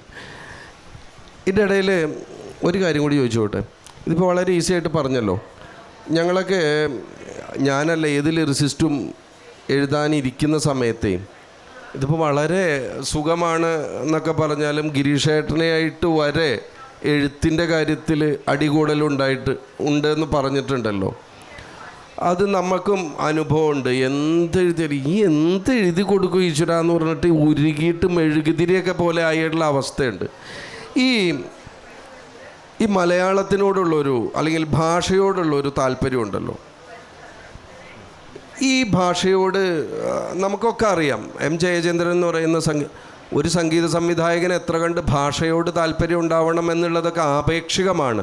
എങ്കിൽ പോലും ഈ ഭാഷയോടുള്ളൊരു ഞാനിപ്പോൾ ഈ പുസ്തകവും വായിച്ചത് കൊണ്ടുകൂടിയാണ് പറയുന്നത്, സ്മൃതിയുടെ ചിറകിലേറി. അപ്പോൾ എനിക്ക് ഓർമ്മിച്ചത് കൊണ്ട് ചോദിക്കുകയാണ്, ഈ ഭാഷയോടുള്ളൊരു താല്പര്യം. അതായത് എന്തെഴുതിയാലും നമുക്ക് തട്ടിപ്പിൽ എഴുതി പോരാൻ പറ്റൂല. പല്ലവിയൊക്കെ എഴുതി കഴിഞ്ഞാൽ അനുപല്ലവിയിൽ എന്തെങ്കിലും ഒരു സൂത്രം കാണിക്കാമെന്ന് പറഞ്ഞു കഴിഞ്ഞാൽ നമ്മളെ വിടാതെ പിടിച്ചിരുത്തി പുള്ളി ഉദ്ദേശിച്ച് തന്നെ വാങ്ങിക്കും, ഒരു സംശയമില്ല. അത് ഗിരീഷ് പുത്തഞ്ചേരി ആയാലും ആരായാലും ഏത് ഗാനരചയിതാവാണെങ്കിലും അത് നമ്മളൊക്കെ പറയാറുള്ള ഈ മലയാളത്തോടുള്ളൊരു ഭ്രമം, അങ്ങനെ ഒരു കമ്പം ഇല്ലേ മലയാളത്തിനോട്? തീർച്ചയായിട്ടും നമുക്ക് എല്ലാവർക്കും അല്ലേ നമ്മുടെ അമ്മയല്ലേ മലയാളം. അപ്പോൾ തീർച്ചയായിട്ടും നമുക്ക് എല്ലാവർക്കും ഇഷ്ടമുണ്ടാവും. ഇഷ്ടം എന്ന് പറയുന്നത് പല ലെവലിലാണ് നമുക്ക് ഇഷ്ടം. മലയാളത്തിൽ വൃത്തവും അലങ്കാരവും ഒക്കെ പഠിക്കേണ്ടി വന്ന ഒരു കാലഘട്ടത്തിൽ പഠിച്ച ആളെന്നുള്ള രീതിയിൽ അന്ന് മലയാളത്തോട് അനിഷ്ടമായിരുന്നു എന്നുള്ളതാണ് എൻ്റെ സത്യം, അല്ലേ? അതൊക്കെ പഠിച്ചവർക്കറിയാം. അതിൻ്റെ ആ വൃത്തത്തിൽ ഇതിൽ അങ്ങനെ ആകുമ്പോൾ കേകയാവും, ഇങ്ങനെ ആകുമ്പോൾ. അപ്പം ഞാൻ ആലോചിച്ചിട്ടുണ്ട്, ഈ കേക ഇതൊക്കെ എന്തിനാണ് ഇത് കണ്ടുപിടിച്ച ആൾക്കാരെ? അന്ന് പഠിക്കാതിരിക്കായിരുന്നില്ലേ ഞങ്ങളൊക്കെ രക്ഷപ്പെട്ടെ. അപ്പോൾ അങ്ങനത്തെ ഒരു കാലഘട്ടത്തിൽ മലയാളം പഠിച്ച ആൾക്കാരിൽ ഒരാളാണ് ഞാൻ. അപ്പോൾ എനിക്ക് ഏറ്റവും വലിയ ഭാഗ്യം എന്ന് പറഞ്ഞു കഴിഞ്ഞാൽ എൻ്റെ ചേട്ടനാണ് അദ്ദേഹത്തിനെ ശിഷ്യപ്പെടുന്നത് ആദ്യമായിട്ട്. ഒരു ചേട്ടനുണ്ട്, പ്രകാശ് ചന്ദ്രൻ, എൻ്റെ ചേട്ടൻ. എനിക്ക് ഒരേ ഒരു ചേട്ടനേ ഉള്ളൂ. അപ്പോൾ ചേട്ടനാണ് പരമേശ്വരൻ പിള്ള സാറിൻ്റെ അടുത്ത്. അന്ന് തന്നെ അദ്ദേഹത്തിന് 70-ൽ കൂടുതൽ വയസ്സുണ്ട്. അദ്ദേഹം സ്കൂളിൽ നിന്ന് വിദ്യാധിരാജ സ്കൂളിൽ നിന്നൊക്കെ റിട്ടയർ ചെയ്ത് ഇരിക്കുന്ന ആളാണ്. അപ്പോൾ അദ്ദേഹം ഇതിൻ്റെയൊക്കെ ഒരു മാസ്റ്ററാണ്. ഈ വ്യാകരണത്തിൻ്റെ വലിയൊരു മാസ്റ്ററാണ് അദ്ദേഹം. അപ്പോൾ അദ്ദേഹത്തിൻ്റെ അടുത്ത് മലയാളം പഠിച്ചതിൻ്റെ ഗുണം എൻ്റെ ചേട്ടനുമുണ്ട്, എനിക്കുമുണ്ട്. ബോറടിക്കുന്നെന്ന് പറയാൻ വന്നതാണോ? സമയം കൂടിപ്പോയി എന്ന് പറയാൻ വന്നതാണോ? തീർച്ചയായിട്ടും ഇൻട്രാക്ട് ചെയ്യാം. ഓക്കെ ഭാഗ്യം, അതൊന്നല്ല. അപ്പോൾ ഞാൻ പറഞ്ഞു വന്ന എന്തായിരുന്നു? പരമേശ്വരമുള്ള സാർ. അപ്പോൾ സാറിൻ്റെ അടുത്ത് പഠിക്കാൻ പോകും. അപ്പോൾ സാറിൻ്റെ അടുത്ത് പഠിക്കാൻ പോകുമ്പോൾ രാവിലെ നേരത്തെ എണീച്ച് പോകണം. 5:30 മണിക്ക് ക്ലാസ്, 6 മണിക്ക് ക്ലാസ്, ഇങ്ങനത്തെ ഒക്കെ പരിപാടിയുണ്ട്. അന്നൊക്കെ സൈക്കിളിലാണ് പോവുക, അങ്ങനത്തെ പരിപാടിയുണ്ട്. ഇപ്പോൾ രാവിലെ ഉറക്കം എന്ന് പറഞ്ഞാൽ എനിക്ക് ഏറ്റവും ഇഷ്ടമുള്ള കാര്യം, പ്രത്യേകിച്ചും കൂർക്കം വലിച്ചുറക്കാൻ പറ്റിയ അത് ഏറ്റവും ബ്യൂട്ടിഫുള്ളാണ്. എൻ്റെ കൂർക്കമൊക്കെ എൻ്റെ കൂടെ വർക്ക് ചെയ്തിട്ടുള്ള എല്ലാവർക്കും വളരെ വിശ്വപ്രസിദ്ധമായിട്ടുള്ള കാര്യമാണ്. അതിൻ്റെ കഥയൊക്കെ പിന്നെ പറയാം. അത് ഈ പുസ്തകത്തിൽ ഞാൻ എഴുതിയിട്ടുണ്ട്, കൂർക്കം വലി ക്രിയേറ്റ് ചെയ്യുന്ന പ്രശ്നങ്ങൾ. അപ്പോൾ അങ്ങനെ പരമേശ്വരൻ പിള്ള സാറിൻ്റെ അടുത്ത് രാവിലെ പഠിക്കാൻ പോകുമ്പോഴത്തേക്കും അദ്ദേഹം ബോർഡിൽ എഴുതും, നാളെ ആർക്കെന്ത് വരുമെന്നറിയാവല്ലൊരുത്തനും ഇന്നേ ചെയ്തതിനാൽ ധീമാൻ നാളെ ചെയ്യേണ്ട വൃത്തികൾ എന്ന്. മനസ്സിലായില്ലേ? ഇതിൻ്റെ അർത്ഥം എന്ന് പറഞ്ഞാൽ നാളെ ആർക്കെന്ത് വരും എന്നാർക്കും അറിയില്ല. അതുകൊണ്ട് ബുദ്ധിമാനാണെങ്കിൽ നാളെ ചെയ്യേണ്ടത് ഇന്നേ ചെയ്യണം. അതിൻ്റെ അർത്ഥം എന്ന് പറഞ്ഞു കഴിഞ്ഞാൽ നാളത്തെ ഹോംവർക്ക് ഇന്ന് വീട്ടിൽ പോയി കഴിഞ്ഞാൽ ഉടനെ ചെയ്തോളണം, അല്ലാതെ ഇവിടെ വരണ്ട എന്നുള്ളൊരു അർത്ഥം കൂടെ ഉണ്ട് അദ്ദേഹം അത് പറയുന്നത്. അങ്ങനെയാണ് ഞാൻ കാണുന്നത്. പിന്നെ അങ്ങനെ ഹോംവർക്ക് എന്ന് പറഞ്ഞാൽ ചെറിയ കാര്യമല്ല. ഒരു ലൈനില്ലാത്ത ബുക്കിൽ, ഒരു ലൈനും ഇല്ലാത്ത ബുക്ക്, പ്ലെയിൻ പേപ്പർ പോലെയുള്ള ബുക്കിൽ, നോട്ട് ബുക്കിൽ 5 പേജ് പകർത്തി എഴുതിക്കൊണ്ട് വരണം. അത് പറയുമ്പോഴാണ് ഒരു കാര്യം പറയാറുണ്ട്. പുള്ളിയുടെ ഗംഭീര ഹാൻഡ് റൈറ്റിംഗാണ്. ഞാനൊക്കെ പാട്ട് എഴുതി കഴിഞ്ഞ് കഴിഞ്ഞാൽ സാറിനെ കൊണ്ട് എഴുതിക്കും. കാരണം നമ്മുടെയൊക്കെ ഭയങ്കര മോശം. നമുക്കൊന്നും പരമേശ്വരൻ പിള്ള സാർ ഉണ്ടായിരുന്നില്ലല്ലോ. ഇപ്പോൾ തന്നെ പരമേശ്വരൻ പിള്ള സാറിനോട് ഭയങ്കര ദേഷ്യം തോന്നുന്നുണ്ട്. കാരണം ഞങ്ങൾ അനുഭവിക്കുന്നതുകൊണ്ട് ഇത്രയും വേണ്ടായിരുന്നു. അപ്പോൾ പരമേശ്വരൻ പിള്ള സാറിനകത്ത് പഠിച്ചതാണ് ശരിക്കും പറഞ്ഞാൽ ഈ മലയാളത്തിനോടുള്ള ഇഷ്ടം. അത് അങ്ങനെ വരാനും ഈ പകർത്തി എഴുതിയ 7ാം ക്ലാസ് തൊട്ട് 10ാം ക്ലാസ് വരെ ഈ ആഴ്ചയിൽ 3 ദിവസം പകർത്തി എഴുതി പലപ്പോഴും പകർത്തി എഴുതാതെ നുള്ളുകൊണ്ട് അത്യാവശ്യം അടിയൊക്കെ കൊണ്ട് അങ്ങനെയൊക്കെയാണ് മലയാളത്തിനോടുള്ള ഇഷ്ടം. അപ്പോൾ വേദനയിലൂടെയാണ് ചില ഇഷ്ടങ്ങൾ വരുന്നതെന്ന് നമ്മൾ കേട്ടിട്ടില്ലേ? അപ്പോൾ അങ്ങനെയാണ് എനിക്ക് ഈ മലയാളത്തിനോടുള്ള ഇഷ്ടം വന്നത്. അതിനുശേഷം ഓഫ് കോഴ്സ് ഗിരീഷ് ഏട്ടനാണ്. ഈ കോഴിക്കോട് ഈ ബീച്ച് ഏരിയയിലൂടെയൊക്കെ ഞാനും ഗിരീഷേട്ടനും നടക്കുമ്പോഴൊക്കെ ഗിരീഷേട്ടൻ പല കാര്യങ്ങളും പറയും. എന്നിട്ട് സാഹിത്യത്തിനെ കുറിച്ച് പറയും, ആനുകാലിക സാഹിത്യത്തിനെ കുറിച്ച് പറയും, നോവലുകളെക്കുറിച്ച് പറയും, കവിതകളെക്കുറിച്ച് പറയും. എന്നിട്ട് പറയും, എടാ നീ എന്താ ഒരു പുസ്തകം കൊണ്ടുവരാത്ത? നാളെ മുതൽ നീ ഇവിടെ നടക്കാൻ വരുമ്പോഴത്തേക്കും ഒരു പുസ്തകം കൂടെ എടുത്തോണം. ഇതൊക്കെ നോട്ട് ചെയ്ത് വെക്കണം. ഗിരീഷേട്ടൻ്റെ അടുത്ത് ഒരു 10 പുസ്തകങ്ങളുണ്ടാവും. ഈ പുസ്തകങ്ങളിലെല്ലാം ഗിരീഷേട്ടൻ്റെ നോട്ട്സാണ്. അതിൽ അപ്ഡേറ്റ് അത്രത്തോളം ഞാൻ നേരത്തെ പറഞ്ഞ അപ്ഡേഷൻ ഏറ്റവും കൂടുതൽ ഗിരീഷേട്ടനുണ്ടായിരുന്നതാണ്. അപ്പോൾ കോഴിക്കോട് നമ്മൾ ഉദ്ദേശിക്കുമ്പോഴത്തേക്കും അത്തരത്തിൽ ഒരു കവിത്വത്തിൻ്റെയും ഗാനരചനയുടെയും ഒക്കെ ഒരു എപ്പിട്ടോമി എന്ന് തന്നെ നമുക്ക് പറയാം ഗിരീഷേട്ടനെ കുറിച്ച്. ഗിരീഷേട്ടനെ കുറിച്ചുള്ള ഒരുപാട് സ്മരണകളുണ്ട്. സാർ, ഇത് മലയാളം നമ്മൾ പാട്ടിലേക്ക് ബോറടിക്കുന്നുണ്ടോ? ഓക്കെ. പാട്ടിൻ്റെ കാര്യം പറഞ്ഞു. പാട്ട് പാടണോ? അതാണ് പറഞ്ഞത്, ഒരു പാട്ട് പാട് എന്ന് പറഞ്ഞു. അത് സ്മൃതിതൻ ചിറകിലേറിയാണ് ഇതിൻ്റെ ടൈറ്റിൽ. പാടാൻ പറ്റും? ഇത് റിയാലിറ്റി ഷോ ആ. സ്മൃതി തൻ ചിറകിലേറി ഞാനെൻ ശ്യാമഗ്രാമഭൂവിലണയുന്നു.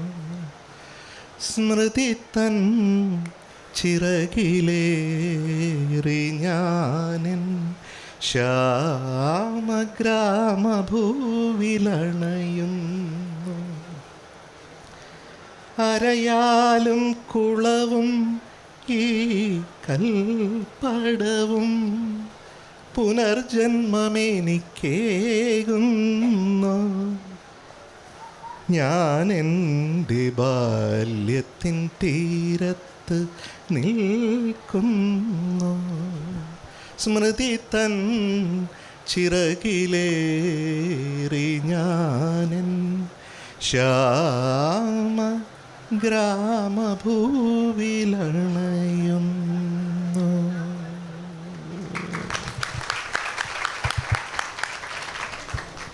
ഇതിൻ്റെ ഒരു കഥ ചോദിക്കാമോ?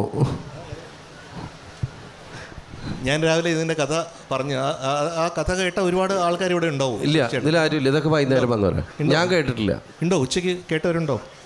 ഉണ്ടോ? അത്താഴ ഭക്ഷണിക്കാരുണ്ടോ എന്നൊക്കെ കാര്യം പറയൂ സാറേ. അത് ജയേട്ടനുമായിട്ട് പി ജയചന്ദ്രനുമായിട്ട് ആദ്യമായിട്ട് റെക്കോർഡ് ചെയ്യുന്ന പാട്ട് ഈ പാട്ടാണ്.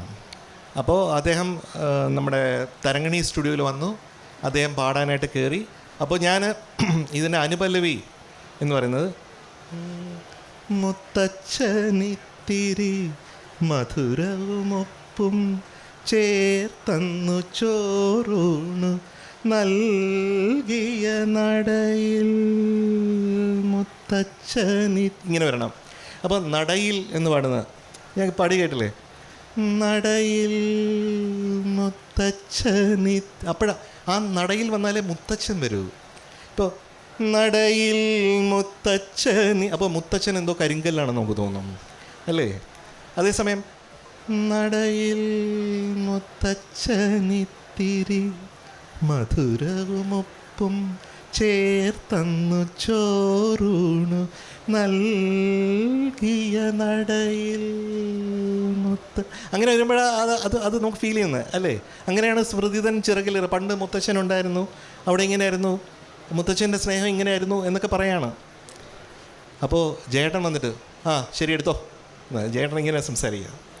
അപ്പോൾ അങ്ങനെ റെക്കോർഡ് ചെയ്തപ്പോഴത്തേക്കും ജേട്ടൻ പാടി നൽകിയ നടയിൽ മുത്തച്ഛനിത്തിരി. അപ്പം ഞാൻ പറഞ്ഞു അങ്ങനെയല്ല ചേട്ടാ, നടയിൽ ഇങ്ങനെയാണ്. എടുത്തോ, നൽകിയ നടയിൽ ഇതെന്നെ പാടാണ്. അപ്പം അങ്ങനെ 3-4 പ്രാവശ്യം ആയപ്പോഴത്തേക്കും ഞാൻ തുടക്കക്കാരനാണ്, എന്നാലും ഞാൻ എല്ലാ ധൈര്യവും സംഭരിച്ച് ഞാൻ പറഞ്ഞു, ജേട്ടാ ഇതല്ല ഞാൻ ഉദ്ദേശിച്ചത്. അന്ന് ജേട്ടാ എന്നല്ല, ജയചന്ദ്രൻ സാർ എന്ന് വിളിക്കാറ്. ജയേന്ദ്രൻ സാർ ഇതല്ല ഞാൻ ഉദ്ദേശിച്ചത്, എന്താ നിൻ്റെ ഉദ്ദേശം? അപ്പം ഞാൻ പറഞ്ഞു അങ്ങനെയല്ല, നടയിൽ. പിന്നെയും നടയിൽ, കുറേ നടയിലായി ഞാൻ പാടാൻ തുടങ്ങി. ഞാൻ തന്നെ ഈ നടയിലിൻ്റെ ട്യൂൺ മറക്കാൻ തുടങ്ങുന്ന ഒരു രീതിയിലേക്ക് ഞാൻ തന്നെ മാറിക്കൊണ്ടിരിക്കുക. അത്ര പ്രാവശ്യം നടയിൽ പറഞ്ഞു. കുറേ കഴിയുമ്പോഴത്തേക്കും നടയിൽ കേൾക്കുന്നില്ല, അവിടുന്ന് ഒന്നും കേൾക്കുന്നില്ല. അവിടുന്ന് നോക്കുമ്പോഴത്തേക്കും ആ വാതിലൊക്കെ തള്ളി തുറന്ന് പുറത്തേക്ക് ഒരാൾ ശരം വിട്ട പോലെ പോകുന്നു. നോക്കിയപ്പോൾ അത് ജയേന്ദ്രൻ സാറാണ്. അപ്പോൾ അദ്ദേഹം ഇറങ്ങിപ്പോയതാണെന്ന്, വാക്കൗട്ട് നടത്തിയതാണെന്ന് എനിക്ക് മനസ്സിലായി. അപ്പോൾ ഞാൻ ആ വഴി ഭാഗത്തേക്കേ നോക്കാൻ പോയില്ല, ഇനിയിപ്പോൾ പ്രശ്നമാവണ്ട. അപ്പോൾ ഇത് എഴുതിയത് കൊടപ്പനക്കുന്ന് ഹരിച്ചേട്ടനാണ്. കൊടപ്പനക്കുന്ന് ഹരിച്ചേട്ടൻ അസലായിട്ട് പാട്ടുകൾ എഴുതും. അമ്പലമില്ലാതെ ആൽത്തറയിൽ വാഴും ഓംകാരമൂർത്തി ഓച്ചിറയിൽ നിന്ന് എഴുതിയ ആളാണ്. അപ്പോൾ അദ്ദേഹം തന്നെയാണ് ഇത് ഡയറക്റ്റ് ചെയ്യുന്നതും ഒരു ദൂരദർശന് വേണ്ടിയിട്ട്. അപ്പോൾ ഹരിച്ചേട്ടൻ പറഞ്ഞു, കുട്ടാ പണി പാളിയല്ലോ, ഇനി ചേട്ടൻ പാടിയില്ലെങ്കിൽ പ്രശ്നമാവും, ദൂരദർശൻ്റെ പ്രൊഡക്ഷനാണ്, കുട്ടൻ കാരണം ഒരു വർക്ക് ഇല്ലാണ്ടാവാൻ പാടില്ല, കുട്ടൻ്റെയും ആദ്യത്തെ വർക്കാണ് എന്നൊക്കെ പറഞ്ഞ് പേടിപ്പിച്ചു. അപ്പോൾ എനിക്ക് വേറെ ഒരു മാർഗ്ഗമില്ല. അപ്പോൾ ഞാൻ പതുക്കെ ഡോറിൽ നിന്ന് ഇങ്ങനെ പീപ്പിന്ന് നോക്കി. അപ്പോൾ നോക്കുമ്പോഴത്തേക്കും ഈ തരങ്ങണിയിലൊരു കാർ പോർച്ചുണ്ട്, അവിടെ അങ്ങോട്ടും ഇങ്ങോട്ടും ലെഫ്റ്റ് റൈറ്റ് സെൻറ്റർ ഇങ്ങനെ ചേട്ടൻ ഇങ്ങനെ ഉലാത്തിക്കൊണ്ടിരിക്കുകയാണ്. അപ്പോൾ ഏതാണ് ഒരു നല്ലൊരു സമയം ഒരു എൻട്രി നടത്താൻ എന്നുള്ള രീതിയിൽ ഞാനിങ്ങനെ കാത്തു നിന്ന് പതുക്കെ ഒരു കാൽ വെച്ച് അടുത്ത ചുവട്. അപ്പോൾ ചേട്ടൻ ഇങ്ങനെ നോക്കുമ്പോഴത്തേക്ക് പിന്നെയും ബാക്കിലോട്ടൊന്ന് മാറി, പിന്നെയും അങ്ങനെ അങ്ങനെ അങ്ങനെ അങ്ങനെ അവസാനം അടുത്ത് ചെന്നു. അപ്പോൾ പറഞ്ഞു, എന്താ സാർ, ഞാൻ ആദ്യമായിട്ട് ചെയ്യുന്നൊരു പാട്ടാണ്, ഒത്തിരി നാളത്തെ ഒരു സ്വപ്നമാണ്. ജേട്ടൻ്റെ ശബ്ദമാണ് ഈ പാട്ടിൻ്റെ ഒരു ആത്മാവ്. അതില്ലെങ്കിൽ അതിന് ഈ പാട്ടിന് ആത്മാവ് നഷ്ടപ്പെടും. ഞാൻ പറഞ്ഞ ഏതെങ്കിലും വാക്കുകൾ തെറ്റുണ്ടെങ്കിൽ ജേട്ടൻ ക്ഷമിക്കണം സർ, പ്ലീസ് ഒന്നുകൂടെ വന്ന് പാടണം. അപ്പോൾ ഈ നടപ്പ് നിന്നു. ഇത് കേട്ട ഉടനെ തന്നെ ആ നടപ്പ് നിന്നു. നടന്നുകൊണ്ടാണ് കേട്ടുകൊണ്ടിരുന്നത്. വാ എന്ന് പറഞ്ഞു. എന്നിട്ട് പിന്നെ ആ ഒരു മൈക്കിൻ്റെ അടുത്ത് പോയിട്ട് പഴയ തരങ്ങിണിയിൽ ഒരിക്കലും മറക്കാൻ പറ്റാത്ത ഓർമ്മയാണ്. ആ പാട്ട് വേറെ ആർക്കും പാടാൻ പറ്റാത്ത രീതിയിൽ അത്രയും ആത്മാവ് കടഞ്ഞെടുത്ത് തന്നെ അദ്ദേഹം അത് അവതരിപ്പിച്ചു എന്നുള്ളതാണ്. അത് ഞാൻ രാവിലെ പറഞ്ഞു. That is why we have to call ജയേട്ടൻ a legend. Not just a singer, a legend. ഞാൻ ഒരുപാട് പാട്ടുകൾ ഉറങ്ങാതെ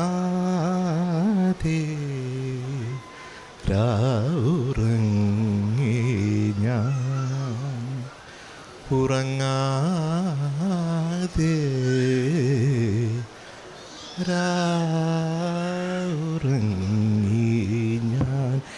ഇങ്ങനെ ഒരുപാട്, അല്ലെങ്കിൽ നമ്മുടെ കല്ലായിക്കടവത്തെ ആയാലും, അല്ലെങ്കിൽ കണ്ണ് നട്ട് കാത്തിരുന്നിട്ടും എൻ്റെ കരളിൻ്റെ കരിമ്പ് തോട്ടം കട്ടെടുത്തതാരാണ്, ഓ കട്ടെടുത്തതാരാണ്. ഇങ്ങനെ ഒരുപാട് പാട്ടുകൾ ജേട്ടനുമായിട്ട് വർക്ക് ചെയ്യാൻ പറ്റുന്നുണ്ട്. അപ്പോൾ ജേട്ടന് നമുക്കൊരു കൈയടി കൊടുക്കാം അല്ലേ? ഓർത്തൂസിൽ ജേട്ടന് ആദരം ഒരു കൈയടിയിലൂടെ. രണ്ട് ജയചന്ദ്രന്മാരുടെയും കാര്യം പറഞ്ഞപ്പോഴേ ഞാനൊരിക്കൽ ജയേട്ടൻ്റെ അടുത്ത് ഇരിക്കുന്ന സമയത്ത് ജയേട്ടൻ ഒരു പാട്ടൊക്കെ പാടി കഴിഞ്ഞിരിക്കണം. അപ്പോൾ ജയേട്ടൻ്റെ ഫോൺ എന്ന് പറഞ്ഞു കഴിഞ്ഞാൽ വാട്സപ്പ് ഒന്നും ഉപയോഗിക്കില്ല ഫോണിൽ. അപ്പോൾ ഈ ജയേട്ടനാണെങ്കിൽ ഇത് ആരാണ് വിളിക്കുന്നതെന്ന് അറിയൂല. ആ ഫോൺ എടുത്തിട്ട് മറ്റേ ഹലോ എന്താ ആരാ വിളിക്കുന്നത് എന്നുകൊണ്ടാണ് ജയേട്ടൻ തുടങ്ങുന്നത്. അപ്പോൾ ഈ കാത്തിരുന്ന് പാട്ടിറങ്ങിയ സമയമാണ്. അപ്പോൾ ഒരമ്മയാണ്, ഒരു കുട്ടിയുടെ അമ്മ, പാടുന്ന കുട്ടിയുടെ അമ്മയാണ് ജയേട്ടനെ വിളിക്കുന്നത്. അപ്പോൾ ജയേട്ടൻ ഫോൺ എടുത്തു. ഹലോ ആരാ? അപ്പോൾ അവിടുന്ന് ജയചന്ദ്രൻ സാറല്ലേ എന്ന് ചോദിച്ചു. അതെ എന്താ പറയൂ, എന്താ സാറ്? പാട്ട് വളരെ നന്നായിരുന്നു. ഏത് പാട്ട് ചോദിച്ചു. കാത്തിരുന്ന് എന്ന് പറയുന്ന പാട്ട് നന്നായിരുന്നു. കാത്തിരുന്നോ? ഏത് പാട്ട് എന്ന് ചോദിച്ചു. അപ്പോൾ പറഞ്ഞു, അല്ല സാറ് സംഗീതം ചെയ്ത പാട്ട് കാത്തിരുന്ന് മാത്രമല്ല, കല്ലായി കടവത്തും സാറ് ചെയ്ത എല്ലാ പാട്ടുകളും മയങ്ങിപ്പോയി ആണെങ്കിലും ഭയങ്കര കാര്യമാണ് സാർ. അപ്പോൾ വേറൊരു കാര്യമുണ്ട് സാർ, ഞങ്ങൾക്ക് സാറിനെ ഒന്ന് വന്ന് കാണണം. ഞങ്ങളിപ്പോൾ ഇവിടെ ഇല്ലേ, അപ്പം നാട്ടിൽ വന്നതാണ്. അപ്പോൾ ഞങ്ങൾക്ക് സാറിന്, എൻ്റെ മോള് നന്നായിട്ട് പാടും, സാറ് ചാൻസ് ഒന്നും കൊടുത്തില്ലെങ്കിലും വേണ്ടില്ല. എന്ത് ചാൻസ് എന്ന് വെച്ചു. അല്ല സാറിൻ്റെ ഏതെങ്കിലും ഒരു മ്യൂസിക്കിൽ ഒരു പാട്ട് പാടാൻ വേണ്ടിയിട്ട് എന്ന് വെച്ചു. ഞങ്ങൾ ഉറപ്പിച്ചു. അപ്പോൾ അടി ഉണ്ടായിരുന്നു. ജയേട്ടൻ എന്ന് പറഞ്ഞു, ആൾക്കാരെ വിളിക്കുമ്പോൾ ശ്രദ്ധിച്ച് വിളിക്കണം. ഞാൻ പി ജയചന്ദ്രൻ, മറ്റേത് എം ജയചന്ദ്രൻ. പി ജയചന്ദ്രൻ എന്ന് പറഞ്ഞാൽ പാടണ ജയചന്ദ്രൻ, എം ജയചന്ദ്രൻ എന്ന് പറഞ്ഞാൽ മ്യൂസിക് ചെയ്യണ ജയചന്ദ്രൻ. ഇത് ഞാൻ നേരിട്ട് അറിഞ്ഞൊരനുഭവമാണ്. ഹരി, അതായത് ഞാൻ ആദ്യമായിട്ട് ഈ സ്മൃതി തന്നെ വേണ്ടിയിട്ട് പണ്ട് STD ഒക്കെ വെച്ചിട്ട് വേണമല്ലോ വിളിക്കാൻ, നമ്മുടെ കോൾ വിളിക്കാൻ. അപ്പോൾ ഞാനിങ്ങനെ ഫോൺ എടുത്തിട്ട് പറഞ്ഞു, നമസ്കാരം. നമസ്കാരം. ആരാ? ജയചന്ദ്രൻ. അതിന് ഞാനല്ലേ ജയചന്ദ്രൻ, നീ ആരാ എന്ന് ചോദിച്ചാൽ അതിങ്ങനെ ഓർമ്മയാണ്. അപ്പോൾ ഇനി എൻ്റെ ചോദ്യങ്ങളല്ല, ഇവരുടെ ചോദ്യങ്ങൾ നേരിടാനുള്ള സമയമായി എന്നാണ് പറയുന്നത്. അതിന് മുമ്പ് ഒരു കാര്യം ചോദിച്ചോട്ടെ. ഈ നമുക്കൊക്കെ ഇഷ്ടമുള്ളൊരു സിനിമയാണ്, അല്ലെങ്കിൽ നമ്മളൊക്കെ എന്നും ആഘോഷിക്കുന്ന ഒരു സിനിമയാണ് ഞാൻ ഗന്ധർവൻ. ഈ ഞാൻ ഗന്ധർവന് ട്രാക്ക് പാടുക, അങ്ങനെ എന്തോ ഒരു കഥ ഒന്ന് പറയാമോ? അങ്ങനെയൊന്നുമില്ലേ? അല്ല, ഇത് കേൾക്കുമ്പോൾ തന്നെ നിങ്ങളുടെ മനസ്സിലൊക്കെ ഇങ്ങനെ തോന്നുന്നുണ്ടാവും, അതായത് ഈ ജയചന്ദ്രൻ എങ്ങാനും ദേവാങ്കണങ്ങളോ ദേവിയൊക്കെ പാടിയിരുന്നെങ്കിൽ എന്തൊരു ഗതിയായിരുന്നു തന്നെ മലയാള സിനിമാ സംഗീതത്തിന് എന്ന്. അതുപോലെയാണ് എനിക്കിപ്പോൾ തോന്നുന്നത്. പക്ഷേ ഇങ്ങനെ ഒരു കാര്യം സംഭവിച്ചു. അതായത് രാധമ്മായി എന്ന് പറയുന്ന പത്മനാഭൻ സാറിൻ്റെ വൈഫ് എൻ്റെ അമ്മയുടെ ഒരു റിലേറ്റീവാണ്. അപ്പോൾ രാധമ്മായുടെ അടുത്ത് എപ്പോഴും എൻ്റെ അമ്മ പറയും, കുട്ടന് ഒരു പാട്ട് കൊടുക്കണം. എന്നെ വീട്ടിൽ നിന്ന് കുട്ടൻ എന്നാണ് വിളിക്കുക. അപ്പോൾ കുട്ടന് ഒരു പാട്ട് കൊടുക്കണം. അപ്പോൾ രാധമ്മയുടെ ഉറക്കത്തിലും ഉണർവിലും ഒക്കെ ഇതിങ്ങനെ ചെവി കേട്ടുകൊണ്ടിരിക്കും. അപ്പോൾ കുറച്ച് നാൾ കഴിഞ്ഞപ്പോഴത്തേക്കും അമ്മ പിന്നെയും പറയാൻ തുടങ്ങി, രാധ എത്ര നാളായിട്ട് പറയുന്നു, പക്ഷേ കുട്ടനൊരു പാട്ട് കൊടുക്കുന്നില്ലല്ലോ എന്ന്. അപ്പോൾ രാധമ്മ ഇതിനകത്ത് ഇങ്ങനെ പെട്ട് കിടക്കുന്ന സമയത്ത് പത്മനാഭൻ സാർ പറഞ്ഞു, കാരണം സാർ ഇത് കുറേ നാളായിട്ട് സഹിക്കുകയാണ് ഈ രാധമ്മായി പറയുന്ന കുട്ടന് പാട്ടെന്ന് പറഞ്ഞത്. അപ്പോൾ അങ്ങനെ പത്മനാഭൻ സാർ അവസാനം തീരുമാനിച്ചു, ഈ കുട്ടന് എന്തെങ്കിലും പാട്ട് കൊടുത്ത് ഒരുപക്ഷെ ആ വട്ടനെ പറഞ്ഞയക്കാന്ന് വല്ലതും ആയിരിക്കും. അപ്പോൾ ഞാനും അമ്മയും കൂടെ അങ്ങനെ ചെന്നൈക്ക് പോകണം. ചെന്നൈക്ക് പോയി അവിടെ മീഡിയ ആർട്ടിസ്റ്റ് എന്ന് പറഞ്ഞ സ്റ്റുഡിയോ. അപ്പോൾ ഈ വലിയ സ്റ്റുഡിയോയും സെറ്റപ്പൊക്കെ ആദ്യമായിട്ടാണ് ജീവിതത്തിൽ കാണുന്നത്. സിനിമാ പാട്ടിൻ്റെ റെക്കോർഡിംഗ് എന്നൊക്കെ കേട്ടിട്ടേ ഉള്ളൂ. ചില പൂന്തന്നലെ നീ പറന്നു വാന്ന് പറഞ്ഞ് അതൊക്കെ സുരേഷ് ഗോപി ചേട്ടൻ സ്ക്രീനിൽ വരുമ്പോഴൊക്കെ അതിൽ റെക്കോർഡിങ് ഇത് കാണിക്കും, മമ്മൂട്ടി സാർ കണ്ടക്ട് ചെയ്യും. അപ്പോൾ അത്തരം സംഭവങ്ങളൊക്കെ നമ്മൾ കണ്ടിട്ടുള്ളൂ, അല്ലാതെ ഇത്രയും വലിയൊരു സംഭവം. അപ്പോൾ ഒരു 30 പീസ് ഓർക്കസ്ട്ര അവിടെ കണ്ടു. അപ്പോൾ ഞാൻ ഞെട്ടിപ്പോയി. അപ്പോൾ അതിൻ്റെ നടുക്കായിട്ട് ഒരു നെഹ്റു ജാക്കറ്റൊക്കെ ഇട്ടിട്ട് നമ്മുടെ ജോൺ ചേട്ടൻ ഇങ്ങനെ സുന്ദരനായിട്ട് നിൽക്കുകയാണ്. അപ്പോൾ അത് കണ്ടക്ട് ചെയ്യാനായിട്ട് രാജാമണി ചേട്ടനാണ് കൂടെ ഉള്ളത്. അതിൻ്റെ അപ്പുറത്ത് ഒരു സഞ്ചിയും തൂക്കി നല്ല വെളുത്ത ജുബയും മുണ്ടും ഇട്ട് കൈതപ്ര സാർ നടന്നു വരുന്നു. അതിനിടയിൽ മുടിയൊക്കെ ഇങ്ങനെ ഒന്ന് ആട്ടിക്കൊണ്ട് നമ്മുടെ ഭരതൻ സാർ വരുന്നു. പത്മനാഭൻ സാറിനെ വീട്ടിൽ വെച്ച് ഞാനൊരു വെള്ള വസ്ത്രത്തിൽ മാത്രമേ കണ്ടിട്ടുള്ളൂ എന്ന് പറയാം. എന്ന് പറഞ്ഞാൽ ഒരു വെള്ള ഷർട്ടും വെള്ള മുണ്ടുമാണ് അദ്ദേഹത്തിൻ്റെ സാധാരണ വീട്ടിലുള്ള ഒരു ഡ്രസ്സ്. അവിടെ ഞാൻ നോക്കിയപ്പോൾ നല്ല ജീൻസ് പാൻറ്റും കലക്കൻ ഷർട്ടൊക്കെ ഇട്ട് തലയിൽ തൊപ്പിയൊക്കെ ഇട്ട് ശരിക്കും ഡയറക്ടറായിട്ട് തന്നെ അദ്ദേഹം അവിടെ നിൽക്കുന്നു. അപ്പോൾ ഞാൻ ഗന്ധർവൻ എന്ന് പറഞ്ഞ സിനിമയുടെ പൂജയാണ്. അതിൽ ഒരു പാട്ടിന് ട്രാക്ക് പാടാനാണ് ഞാൻ അവിടെ ചെല്ലുന്നത്. അപ്പോൾ അവിടെ ഒരു റെക്കോർഡിങ് നടക്കുന്നുണ്ട്. അത് പാലപ്പൂവേ നിൻ തിരുമംഗല്യ താലി തരൂ എന്ന് പറയുന്ന ചിത്രചേച്ചി പാടുന്ന പാട്ട്. അപ്പോൾ ചിത്രചേച്ചി വന്നിട്ടുണ്ട്. അന്ന് ചിത്രചേച്ചി വലിയ പരിചയമൊന്നുമില്ല. അപ്പോൾ അങ്ങനെ ഇതിൻ്റെ റെക്കോർഡിങ് കഴിഞ്ഞു. അപ്പോൾ അങ്ങനെയാണ് ആദ്യമായിട്ട് ഞാൻ ജോൺ ചേട്ടൻ്റെ മുന്നിൽ ചെല്ലുന്നത്. അപ്പോൾ ജോൺ ചേട്ടൻ പറഞ്ഞു, ആ ഇയാളാണോ പപ്പേട്ടൻ പറഞ്ഞാൽ? പാട്ട് പഠിക്കണ്ടേ? കേട്ട് പഠിച്ചോളൂ കേട്ടോ. എന്നിട്ട് ജോൺ ചേട്ടൻ എന്നെ ഒരു റൂമിലേക്ക് വിളിച്ചുകൊണ്ട് പോയി. ആ റൂമിൽ 4 പേരുണ്ടായിരുന്നു. എനിക്കൊരിക്കലും മറക്കാൻ പറ്റാത്തതാണ്. Padmanabhan sir, Bharathan sir, Kaithapra sir, John ചേട്ടൻ.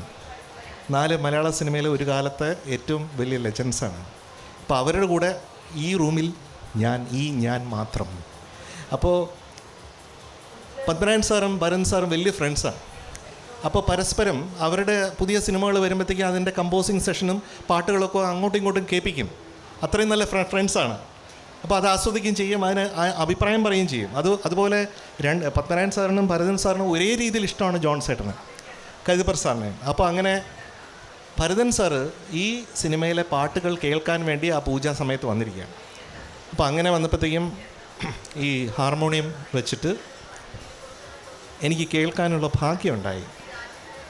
ജോൺ ചേട്ടൻ പാടുന്നത് ദേവാങ്കണങ്ങൾ കൈയൊഴിഞ്ഞ താരകം സായാഹ്ന സാനുവിൽ വിലോലമേഘമായി അത് പാടുന്നുണ്ട്. ഈ ട്യൂൺ പാടി കേൾപ്പിക്കുന്നുണ്ട്. അപ്പം ഞാനിതൊക്കെ എൻ്റെ മനസ്സിലിങ്ങനെ രജിസ്റ്റർ ചെയ്യുന്നുണ്ട്. ആലാപമായി സ്വരരാഗഭാവുകങ്ങൾ സഗഗ എന്നൊക്കെ സ്വരം പാടുമ്പോഴത്തേക്കും ഭരതൻ സാറ് നന്നായിട്ട് അത് ആസ്വദിക്കുന്നുണ്ട്. പത്മനാഭൻ സാറാണെങ്കിൽ വളരെയധികം ജോൺ ചേട്ടനെ ഇഷ്ടപ്പെടുകയാണ്. അപ്പോൾ ജോൺ ചേട്ടൻ ഇതൊക്കെ ചെയ്യുന്നത് എൻ്റെ ഈ ഒരു പടത്തിൽ ഇത്രയും ബ്യൂട്ടിഫുൾ സോങ് ഉണ്ടാവുന്നുണ്ടല്ലോ എന്നുള്ളൊരു മുഖത്തോടു കൂടി, അത്രയും സന്തോഷത്തോടു കൂടി അദ്ദേഹം ഇത് ആസ്വദിക്കുകയാണ്. അപ്പോൾ ഇതിങ്ങനെ എല്ലാം നടക്കുന്നു. കൈതപ്രസാരമുണ്ട് അങ്ങനെ. അപ്പോൾ ഞാൻ ഇന്ന് ആലോചിക്കുമ്പോൾ എന്തിന് ഈശ്വരൻ അന്ന് എന്നെ അവിടെ നിർത്തി എന്നാലോചിക്കുമ്പോൾ ഒരുപക്ഷെ ഈശ്വരൻ എനിക്ക് പറഞ്ഞു തരുന്നതാണ്, മോനെ നീ ഇനി നടക്കേണ്ട ഒരു വഴിയിൽ ഒരു തുടക്കമാണ്. ഈ ലെജൻസ് എന്താണ്, അവരുടെ മ്യൂസിക് എന്താണ്, ഫിലിം മ്യൂസിക് എന്താണ് എന്ന് എനിക്ക് കാണിച്ചു തന്നതാണ് ഈശ്വരൻ എന്ന് ഈ നിമിഷത്തിൽ ഞാൻ ഇരിക്കുമ്പോൾ എനിക്ക് തോന്നുകയാണ്. അപ്പോൾ അങ്ങനെ ആ റൂമിൽ നിന്നാണ് എൻ്റെ സംഗീതം തുടങ്ങുന്നത്. പക്ഷെ ഭാഗ്യത്തിന് ഞാൻ ആ പാട്ട് പാടേണ്ടി വന്നില്ല. ഭാഗ്യത്തിന് എന്ന് പറഞ്ഞാൽ അത് യേശുദാസ് സാറ് പാടുമ്പോഴാണ്, അത് ഗന്ധർവനാദം അതിൽ വരുമ്പോഴാണ് ആ ഗന്ധർവൻ എന്നുള്ള പടത്തിനും പിന്നെ ഇക്കാലം അത്രയും നമ്മൾ പറയുകയാണെങ്കിൽ ഇന്നത്തെ കുട്ടികൾക്ക് പോലും ആ പാട്ട് എന്ന് പറഞ്ഞു കഴിഞ്ഞാൽ ജീവനായിട്ട് കൊണ്ടു നടക്കുകയാണ് അല്ലേ അതിലെ പാട്ടുകൾ. അപ്പോൾ അത് ഞാൻ പാടാത്തത് എന്തായാലും ഏറ്റവും നന്നായി. അതിന് പാടാത്തതിന് കാരണം എന്ന് പറയുന്നത് ജോൺ ചേട്ടൻ്റെ വൈഫിൻ്റെ അച്ഛൻ ആ റെക്കോർഡിങ്ങിൻ്റെ ദിവസം ഉച്ചയ്ക്ക് മരിച്ചു പോയി എന്നുള്ളതാണ്. അപ്പോൾ അതുകൊണ്ടാണ് അത് നിർത്തിയത്. പിന്നെ ഞാൻ എൻജിനീയറിംഗ് പഠിച്ചുകൊണ്ടിരുന്ന സമയമായതുകൊണ്ട് അടുത്ത പ്രാവശ്യം എന്നെ വിളിച്ചപ്പോൾ അച്ഛൻ പറഞ്ഞു, ഒരു ബിഗ് നോ പറഞ്ഞു. നോ, ഇവൻ സിനിമയിലേക്ക് പോയാൽ അവൻ തിരിച്ചു വരാൻ സാധ്യതയില്ല എന്ന് അച്ഛന് ഡബിൾ ആയിട്ടുള്ള ഒരു ചിന്ത ഉണ്ടായിരുന്നതുകൊണ്ട് അച്ഛൻ സമ്മതിച്ചില്ല എന്നുള്ളതാണ്. അപ്പോൾ അത് അച്ഛനും നമ്മൾ നന്ദി പറയണം. അതുപോലെ മാത്രമല്ല, ഞാനവിടെ പോയിരുന്നെങ്കിൽ ഞാൻ ഏത് രീതിയിലൊക്കെ ഇത് പാടുമ്പോൾ അവരെന്നെ ഇറക്കി വിടുമോ എന്നൊന്നും പറയാനും പറ്റില്ല. അപ്പോൾ അതുകൊണ്ട് എങ്ങനെയൊക്കെ രക്ഷപ്പെട്ട് ഞാൻ ഗന്ധർവനിൽ നിന്ന് ഞാൻ രക്ഷപ്പെട്ട കഥയാണ് ഞാൻ ഇത്രയും നേരം ഞാൻ പറഞ്ഞുകൊണ്ടിരിക്കുന്നത്. പക്ഷേ ഞാൻ ഗന്ധർവനിൽ നിന്ന് രക്ഷപ്പെട്ടു. ഇനി ഇവിടെയുള്ളവരുടെ ചോദ്യങ്ങളിൽ നിന്ന് രക്ഷപ്പെടാനുള്ള സാധ്യതയില്ല. അപ്പോൾ അത് തുടങ്ങുകയാണ്. എനിക്ക് രണ്ടുപേരോടും ചോദ്യം ചോദിക്കാനുണ്ട്. ആദ്യം ജയചന്ദ്രൻ സാറിനോട് ചോദിക്കാം. എൻ്റെ പേര് അഖില എന്നാണ്. അല്ല, ആദ്യം ഹരിയെടുത്ത് ചോദിക്കാം. ഓക്കെ. BK ഹരിനാരായണൻ എന്ന് പറയുന്ന വ്യക്തി നമുക്ക് എല്ലാവർക്കും അറിയാം. ഒരുപാട് മനോഹരമായിട്ടുള്ള പാട്ടുകൾ ചെയ്തിട്ടുണ്ട്. ഒരുപാട് പാട്ടുകൾ. ഇപ്പം ഏറ്റവും ട്രെൻഡിങ് ആയിട്ടുകൊണ്ടിരിക്കുന്ന വാഴയിലെ ഹൃദയം മുറിയും എന്ന് പറയുന്ന ഗാനം ഒരുപാട് ടച്ചിങ് ആയിട്ടുള്ള ലൈൻസാണ്. പക്ഷേ എനിക്ക് പേഴ്സണലി BK ഹരിനാരായണൻ എന്ന് പറയുന്ന വ്യക്തി ഒരു ലിറിസിസ്റ്റ് എന്നതിനേക്കാളും എൻ്റെ മനസ്സിൽ BK ഹരിനാരായണൻ എന്ന് പറയുമ്പോൾ അമൽ എന്ന് പറയുന്ന കഥാപാത്രമാണ് വരുന്നത്. അപ്പോൾ ചാരുലതയെ സ്നേഹിക്കുന്ന ഒരുപാട് ആൾക്കാരുണ്ട്. അപ്പം സാർ എങ്ങനെയാണ് അമലാകുന്നത് അല്ലെങ്കിൽ ചാരുലതയിലേക്ക് എത്തുന്നത്? അതാണ് സാറിനോടുള്ള ചോദ്യം. രണ്ട് ചോദ്യം ഒരുമിച്ച് ചോദിക്കണം. അത് പറയട്ടെ. ഞാൻ എങ്ങനെയാണ് അമലായത് എന്നതിന് ഉത്തരം അബദ്ധത്തിൽ പറ്റിപ്പോയതാണ്. ഇനി ഞാനത് ആവർത്തിക്കുന്നില്ല. അതുകൊണ്ടാണ് പിന്നീട് ആരും എന്നെ അഭിനയിക്കാൻ വിളിക്കാഞ്ഞത്. അമലാവുന്നത് എന്നെ ഡെഫിനറ്റ്ലി ശ്രുതി, അതിൻ്റെ ഡയറക്ടറും അതിൻ്റെ മ്യൂസിക് ഡയറക്ടർ സുദീപുമാണ് വിളിച്ചത്. പിന്നെ അത് കൽക്കത്തയിലാണ് ഷൂട്ട് ചെയ്യണമെന്ന് പറഞ്ഞത് കൊണ്ടാണ് ഞാൻ പോയത്. പിന്നെ ആദ്യം ആ സമയത്ത് എനിക്ക് ആകെ 2 ദിവസമൊക്കെ ഉള്ളൂ. മേജർ ബിജിയേട്ടനാണ് ഉള്ളത് എന്ന് പറഞ്ഞു. അങ്ങനെ അവിടെ സംസാരിക്കാമെന്ന് പറഞ്ഞിട്ടാണ് ഞാൻ പോയത്. പിന്നീടാണ് കൽക്കത്തയിലും അതിങ്ങനെ ആയി വന്നത്. അത് എൻ്റെ ക്രെഡിറ്റ് ഉണ്ടെന്ന് എനിക്ക് തോന്നുന്നില്ല. അല്ലെങ്കിൽ ഇപ്പോൾ ഒരു പാട്ട് എഴുതിയത് എനിക്ക് സധൈര്യം പറയാൻ പറ്റും. പക്ഷേ ആ പാട്ടുകളെയൊക്കെ നിഷേധിച്ചുകൊണ്ടാണ് ഇത് അഭിനയിച്ച കാര്യം പറയുന്നത്. അത് ഇഷ്ടപ്പെടുന്ന ഒരുപാട് പേരുണ്ട്. അത് വലിയ സന്തോഷമുള്ള കാര്യമാണ്. പക്ഷേ അഭിനയിക്കാൻ അങ്ങനെ ഒരു ടാലൻ്റ് ഉള്ള ഒരാളല്ല. അതെങ്ങനെയോ ഇത് വീണ് മൊയിൽ ചത്ത പോലെ അതങ്ങോട്ട് വർക്കൗട്ടായതാണ് അമൽ എന്നാണ് എനിക്ക് തോന്നുന്നത്. ഡെഫിനറ്റ്ലി അതിൻ്റെ ക്രെഡിറ്റ് എന്ന് പറയുന്നത് അതിൻ്റെ സംവിധായികയ്ക്കും പിന്നെ അതിൻ്റെ എഡിറ്റർ പ്രവീൺ, അതുപോലെ ക്യാമറ ചെയ്ത മനീഷും, പിന്നെ നമ്മളെയൊക്കെ അത് അത്രയും ഇഷ്ടപ്പെടുത്തുന്ന സുദീപിൻ്റെ ശബ്ദവും സംഗീതത്തിനുമാണ്. അപ്പോൾ അമലിനെ പറ്റി എനിക്ക് കൂടുതൽ അവകാശവാദങ്ങളില്ല. അതങ്ങനെ സംഭവിച്ചു, അത്രേ ഉള്ളൂ. അല്ല, അങ്ങനെ അത് നിസ്സാരമായിട്ട് പറയാൻ പറ്റില്ല. കാര്യം അതിനകത്ത് ആ ചാരുവിനെ നോക്കുന്ന നോട്ടമൊക്കെ കണ്ടാലുണ്ടല്ലോ നമ്മളെ. അതെ അതിനെ പറ്റിയിട്ട് വേണമെങ്കിൽ പറഞ്ഞുതരാം. ചാരുവിനെ നോക്കിയ നോട്ടല്ലേ? പറഞ്ഞുതരാം. അത് ചേർപ്പിലൊരു വീടിൻ്റെ ഉള്ളിൽ വെച്ചിട്ടാണ് നോക്കിയത്. അപ്പോൾ പ്രണയപൂർവ്വം നോക്കണം. ഞാൻ ആദ്യമായിട്ടാണ് അതിൽ അഭിനയിച്ച ചാരുവായിട്ടുള്ള പാർവതിയെ കാണുന്നത്. അതൊരു ഒരു പഴയ വീടിൻ്റെ ഉള്ളിൽ ഒരു തളത്തിൽ, പഴയ വീടിൻ്റെ തളത്തിൽ ഈ കക്കൂസ് ഉണ്ടാവില്ലേ, ആ കക്കൂസ് ഇങ്ങനെ പൊട്ടിയിട്ട് കിടക്കുന്ന ഒരു കക്കൂസ്. അതൊരു സൈഡ് പൊളിഞ്ഞ് വീണ് കഴിഞ്ഞാൽ നേരെ ആ കക്കൂസിൻ്റെ ഉള്ളിലേക്ക് പോവും. ആ കക്കൂസിൻ്റെ മുകളിൽ ഒരു ജനലിലാണ് ഈ എന്നെയും പാർവതി ഇരുത്തിയേക്കുന്നത്. ഇത്രയേ ഉള്ളൂ ഇതിൻ്റെ പടി എന്ന് പറയുന്നത്. എന്നിട്ട് 2 സൈഡിൽ നിന്നും ക്യാമറ വെച്ചിട്ടുണ്ട്. അപ്പോൾ ഞാൻ ഒന്ന് മാറിക്കഴിഞ്ഞാൽ പാർവതിയെ മാസ്കാവും. ഒന്നുകൂടി ഭീകരമായി കഴിഞ്ഞു കഴിഞ്ഞാൽ ഞാൻ ഇതിൻ്റെ ഉള്ളിലേക്ക് വീഴും, ഈ കക്കൂസിൻ്റെ ഉള്ളിലേക്ക് വീഴും, ഈ ക്ലോസറ്റിൻ്റെ ഉള്ളിലേക്ക്. അങ്ങനെ ഒരവസ്ഥയിൽ ഞാൻ കാണിച്ചൊരു ഭാവം നിങ്ങൾക്ക് പ്രണയമാണെന്ന് തോന്നുന്നതിൽ വലിയ സന്തോഷമുണ്ട്. ആ ഭാവം എൻ്റെ മനസ്സിൽ എങ്ങനെയെങ്കിലും രക്ഷപ്പെട്ടാൽ മതി തമ്പുരാനെ എന്ന് പറയുന്ന പേടിയായിരുന്നു. അതെ, ഒരു കാര്യം സഹോദരി, എൻ്റെ അടുത്ത് അഭിനയത്തിനെ പറ്റി ഒന്നും ചോദിക്കല്ലേ? കാരണം ഞാൻ അഭിനയിച്ച സിനിമ കാണാനായിട്ട് ഞാൻ കുടുംബമായിട്ട് നമ്മൾ ഫാമിലിയായിട്ട് പോയപ്പോഴത്തേക്ക് എൻ്റെ 2 മക്കളും പറഞ്ഞു, അച്ഛാ ഇതിപ്പോൾ ചെയ്തിരിക്കട്ടെ മേലാൽ എന്ന്. അപ്പോൾ അതുകൊണ്ട് അഭിനയത്തിനെ പറ്റി ചോദിക്കരുത്. അല്ല, എനിക്ക് ചോദിക്കാനുള്ള ചോദ്യത്തിൻ്റെ ഒരു ഏകദേശം ആൻസർ ഫസ്റ്റ് ചോദ്യത്തിൽ പറഞ്ഞു. ഇപ്പോൾ ഒരുപാട് ബ്യൂട്ടിഫുൾ ആയിട്ടുള്ള പാട്ടുകൾ ചെയ്തിട്ടുള്ള ആളാണ് സാർ. അപ്പോൾ അതിനകത്ത് പെട്ടെന്ന് നമുക്ക് അച്ഛനെക്കുറിച്ച് അല്ലെങ്കിൽ അമ്മയെക്കുറിച്ച്, അതുപോലെ ഒരു താരാട്ട് പാട്ടെന്നൊക്കെ പറയുമ്പോൾ ഏറ്റവും ആദ്യം എൻ്റെ മനസ്സിൽ വരുന്നത് അമ്മ മഴക്കാറും, അതുപോലെ തന്നെ ഇന്നലെ എൻ്റെ നെഞ്ചിലെ, പിന്നെ കളിമണ്ണിലെ മലരൊളിയെ പാട്ടൊക്കെ. അപ്പോൾ ഈ പാട്ടുകളൊക്കെ ചെയ്യുമ്പോൾ എന്തെങ്കിലും വ്യക്തിപരമായിട്ടുള്ളൊരു കണക്ഷൻസ് തോന്നിയിട്ടുണ്ടോ? അതുപോലെ തന്നെ ഇപ്പോഴത്തെ ഒരു ജനറേഷനിൽ കുറച്ച് കോൺട്രവേഴ്സ്യൽ ആയിട്ടുള്ള ക്വസ്റ്റ്യനാണ്. ഇപ്പോഴത്തെ ജനറേഷനിലുള്ള സിംഗേഴ്സ് കോൺട്രവേഴ്സി ഉണ്ടെന്ന് സഹോദരിയല്ലേ വിചാരിക്കണം. എനിക്ക് കോൺട്രവേഴ്സി ഒന്നുമില്ല. അല്ല, ഇപ്പോഴത്തെ ജനറേഷനിലെ ഗായകർ ഒരുപാട് പേര് ഇങ്ങനെ പഴയ ക്ലാസിക് ആയിട്ടുള്ള ഒരുപാട് പാട്ടുകളുടെ കവർ വെർഷൻസ് ചെയ്യുന്നുണ്ട്. അപ്പോൾ വ്യക്തിപരമായിട്ട് എനിക്ക് ചില പാട്ടുകൾ, അതായത് വളരെ കുറച്ച് പാട്ടുകളോട് ഇഷ്ടം തോന്നിയിട്ടുള്ളൂ. ചില പാട്ടുകളൊക്കെ ഇങ്ങനെ അതിനകത്ത് എക്സ്പെരിമെൻറ്റ്സ് ചെയ്ത് പാടുന്നത് കേൾക്കുമ്പോൾ നമുക്ക് ആ പാട്ടിൻ്റെ ആ ഒരു ഭംഗി നഷ്ടപ്പെട്ടതുപോലെ, അല്ലെങ്കിൽ ആ ഒരു പാട്ടിൻ്റെ വാക്കുകളുടെ ഭംഗി നഷ്ടപ്പെട്ടതുപോലെ തോന്നിയിട്ടുണ്ട്. പ്രത്യേകിച്ച് ഇപ്പോൾ ശ്രീരാഗമോ എന്നൊക്കെ പറയുന്ന പാട്ട് ശരത് സാർ അതിഗംഭീരമായിട്ട് ചെയ്തിട്ടുള്ളത്. കാര്യം സംഗതികളുടെ ആശാനാണ്. അപ്പം അതിനകത്ത് മാക്സിമം സംഗതികൾ അദ്ദേഹം തന്നെ ഇട്ടിട്ടുണ്ട്. പക്ഷേ അതൊക്കെ അതിനകത്ത് എക്സ്പെരിമെൻറ്റ്സ് ചെയ്യുമ്പോൾ നമുക്ക് ആ വാക്കുകളുടെ ഭംഗി നഷ്ടപ്പെട്ടതുപോലെ തോന്നാറുണ്ട്. ഇപ്പം നിങ്ങളൊരു പാട്ട് കമ്പോസ് ചെയ്യുമ്പോൾ ഒരു കഥാസന്ദർഭം, കഥാപാത്രങ്ങളുടെ ഇമോഷൻസ് ഒക്കെ വെച്ചിട്ടായിരിക്കും ആ പാട്ട് കമ്പോസ് ചെയ്യുന്നത്. അപ്പോൾ അതനുസരിച്ചിട്ടായിരിക്കും ഓരോ വാക്കിനും ആ ഒരു ട്യൂൺ, അല്ലെങ്കിൽ ആ ഒരു ട്യൂൺ വരുന്നതും ആ വാക്കുകൾ വരുന്നതും ഒക്കെ. അപ്പോൾ സാറിന് ഇങ്ങനെ ഈ കവർ വേർഷൻസിനോടുള്ള അഭിപ്രായം എന്താണ്? സാറിൻ്റെ ഏതെങ്കിലും പാട്ടുകൾ ഇങ്ങനെ കവർ വേർഷൻസ് പാടിയത് കേട്ടിട്ടുണ്ടോ, ഇഷ്ടപ്പെട്ടിട്ടുണ്ടോ?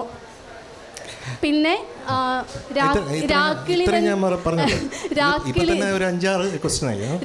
തന്നെ ഒരു 2 വരി പാടണം. ഈ ചേട്ടനെ കൂടെ ഒരു ആഗ്രഹമാണ്. ചേട്ടാ അല്ല, അനിയ, ഞാൻ പാടിത്തരാം. ഓക്കെ. ആദ്യമായിട്ട് ഞാനിപ്പോൾ എന്ത് ഉത്തരം പറഞ്ഞാലും ഈ ചിന്തയ്ക്ക് മോളുടെ പേരെന്താ? അഖില.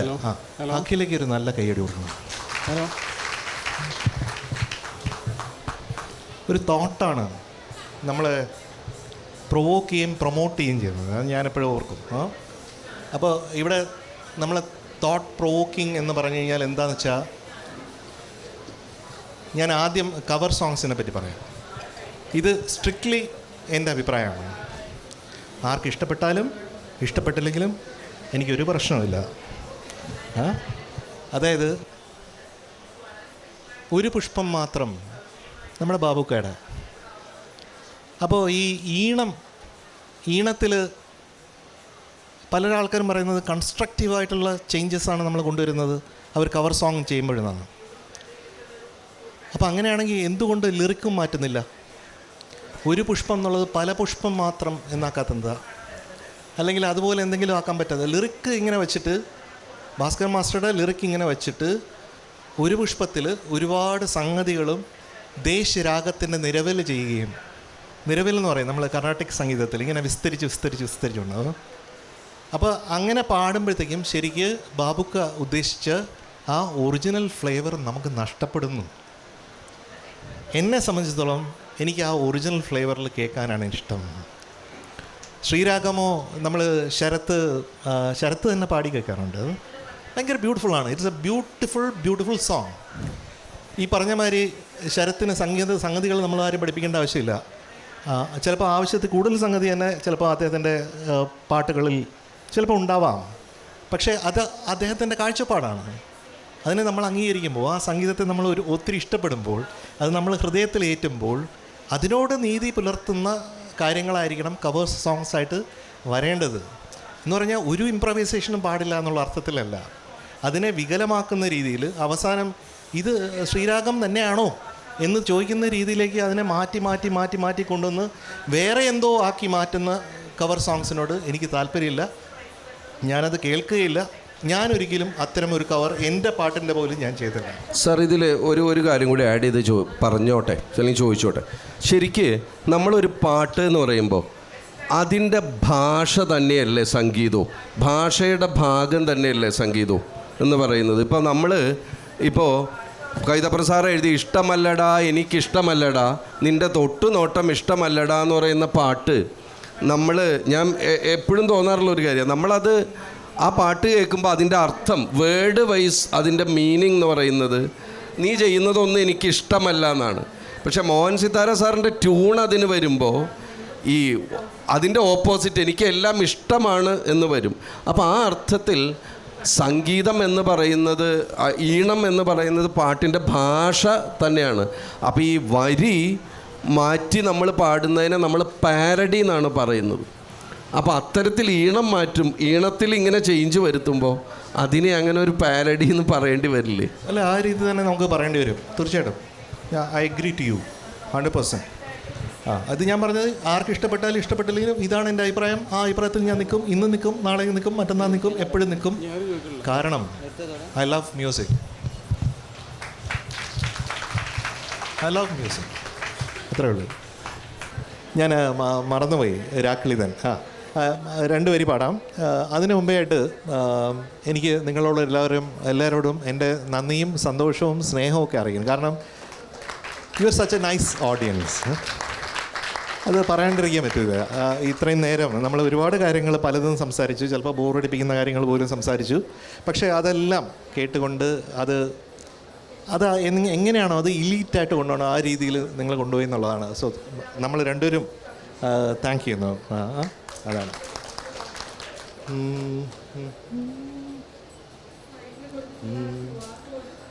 രാക്കിളി തൻ വഴിമറയും നോവിൻ പെരുമഴക്കാലം കാത്തിരിപ്പിൻ തിരി നനയും ഈറൻ പെരുമഴക്കാലം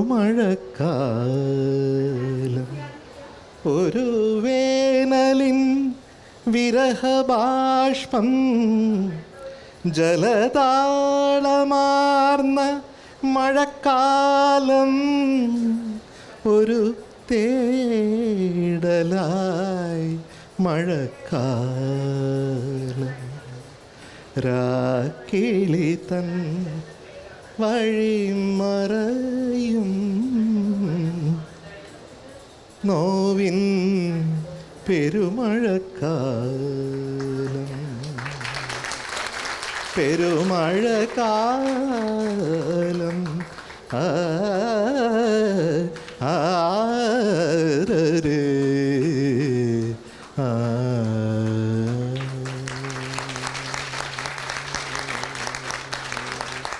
താങ്ക് യു സോ മച്ച്.